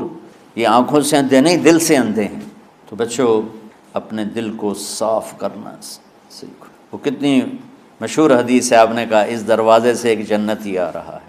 تو ایک انصاری صحابی داخل ہوئے، جوتا ہاتھ میں، داڑھی میں وضو کا پانی. اگلے دن اس دروازے سے ایک جنتی آ رہا ہے، تو ایک صحابی آئے، ہاتھ میں جوتا، داڑھی میں وضو کا پانی. وہی صحابی اگلے دن اس دروازے سے ایک جنتی آ رہا ہے، تو وہی صحابی 3 دن جنت کی بشارت لی. اس صحابہ کی جماعت میں ایک شخص ہیں جن کا نام ہے عبداللہ بن عمرو بن عاص. ان سے بڑا عبادت گزار صحابہ میں کوئی نہیں تھا، نہ سابقین میں، نہ متاخرین میں، نہ پہلوں میں، نہ بعد والوں میں. ان کی عبادت کیا تھی؟ ساری رات جاگنا، سارے دن کا روزہ، اور ایک ختم قرآن صبح سے شام تک. اتنی اللہ نے طاقت دی تھی. پھر وہ غلوب والی بات آ گئی، ایکسٹریم ہونے والی بات آ گئی. ان کی شادی والی رات حجلہ عروسی میں داخل ہو رہے ہیں، دلہن کے کمرے میں داخل ہو رہے ہیں، اور مصلی بچھا کے اللہ اکبر، اور دن نفل تے نفل، دن نفل تے نفل۔ تو ان کی بیگم نے دیکھا تو وہ بھی خیر کا زمانہ تھا، انہوں نے بھی وضو کیا اور پیچھے مصلی بچھا کے وہ بھی فجر تک نفل پڑھتے رہے۔ صبح ہوئی تو حضرت عمر بن عاص رضی اللہ عنہ نے پوچھا بیٹی رات کیسی گزری؟ کہا جی ماشاءاللہ آپ کے بیٹے تو بڑے عبادت گزار ہیں، ساری رات نفلوں میں ہی گزری۔ تو وہ ان کو شکایت کر دی۔ حضرت عمر بن عاص کو اتنا غصہ چڑھا، وہ بیٹے کو تو کچھ نہیں کہا، کتنی حکمت کی بات ہے، سیدھے گئے اللہ کے نبی کے پاس، یا رسول اللہ یہ عبداللہ دیکھیں کیسا نادان ہے، اس کی شادی کی ساری رات نفل پڑھتا رہا۔ تو آپ کہتے ہیں ماشاءاللہ کتنی بڑی بات ہے، نفلوں میں گزر گئی، رات بھی نفلوں میں گزر گئی۔ جیسے بعض وہ تبلیغ والے کہتے ہیں بچے کی ٹانگ ٹوٹ گئی پھر بھی گشت نہیں چھوڑا۔ کیسے احمقانہ باتیں کرتے ہیں۔ تو آپ نے حضرت عبداللہ بن عمر کو بلا کے ڈانٹا کہ تو نے مہینے میں 3 دن روزے رکھنے ہیں، بس اس سے زیادہ نہیں رکھنے، اور ہفتے میں 1 قرآن ختم کرنا ہے۔ کہا یا رسول اللہ میرے اندر طاقت زیادہ ہے۔ پھر اچھا 15 دن روزے رکھنے، کہنے میرے اندر طاقت زیادہ ہے۔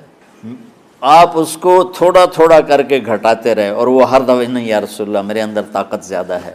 تو آخر میں آپ نے کہا اچھا چلو 100 میں داؤدی پہ آ جاؤ، 1 دن روزہ رکھو، 1 دن افطار کرو، اور 3 دن سے پہلے قرآن ختم نہیں کرنا۔ تو آپ نے اس کو پیچھے کیا۔ یہ بیٹھے تھے اس محفل میں، ان کے دل میں آیا کیا یہ بزرگ مجھ سے زیادہ عبادت کرتے؟ رات میں ساری جاگتا ہوں، دن روزہ رکھتا ہوں، 1 ختم کرتا ہوں، تو جنت کی بشارت تو مجھے ملنی چاہیے تھی، ان کو کیسے مل رہی؟ یہ کسی کتاب میں نہیں لکھا کہ یہ ان کا جذبہ تھا، لیکن جو کہ میں ان کی سیرت کو جانتا ہوں تو مجھے خیال آتا ہے کہ ان کی نفسیات میں یہ بات آئی ہوگی، چونکہ صرف انہی کو خیال آیا کہ میں جا کے دیکھتا ہوں کہ یہ بزرگ کیا کرتے ہیں۔ تو ان کے پاس پہنچ گئے، چاچا ذرا، وہ ادھیڑ عمر تھے، چاچا وہ میرے ابا تھوڑے ناراض ہیں تو کچھ دن آپ کے پاس گزارنا کا، بیٹا بسم اللہ آ جاؤ۔ اب رات ہوتے ہی عشاء کی نماز پڑھ کے انہوں نے جلدی سے چادر اوپر لی اور یوں سراغ کر کے ان چاچے کو دیکھنے لگے ایسے کر کہ اب یہ کیا ساری رات سجدہ کرے گا، اور ساری رات روتے روتے روتے روتے مصلی گیلا ہو جائے گا، یا ساری رات رکوع کرے گا، ساری رات قیام کرے گا، ساری رات قرآن پڑھے گا، اس تصور سے یوں دیکھ رہے۔ اور وہ بزرگ صحابی تشریف لائے، سرانے پہ سر رکھا، اللہم بسمک اموت و احیا، ہو گئے۔ اب یہ دیکھ رہے ہیں ابھی اٹھیں گے، ابھی اٹھیں گے، ابھی اٹھیں گے، اٹھے نہیں، فجر کی اذان پہ اٹھے۔ اب یہ تو حیران پریشان ہو گئے کہ یہ کیا ہو؟ اس زمانے میں تو منافق تہجد نہیں چھوڑتے تھے ڈر کے مارے کہ پتہ نہ چل جائے ہمارے کفر کا۔ تو یہ چاچا جنت بھی لے گیا تو ستا بھی پیا کہ چلو کل دیکھوں گا۔ اگلی رات پھر چادر سر پہ کر کے اور یوں سوراخ کر کے لیٹے ہوئے اور دیکھ رہے۔ چاچا پھر تشریف لائے اور سرانے پہ سر رکھا، اللہم بسمک اموت و احیا، ہو گئے۔ فجر کی اذان پہ اٹھے، یہ اور پریشان ہو گئے کہ میرا نبی کا فرمان تو سچا ہے، اس میں تو شک بھی کفر ہے، لیکن عمل کیا ہے جس پر اس کو جنت کی بشارت ملی؟ 2 رکعت نفل بھی نہیں۔ اور آج کے دور میں تم میں سے ماشاءاللہ اکثر بچے تہجد پڑھتے ہیں کہ 1 رات اور دیکھوں گا، تیسری رات اللہم بسمک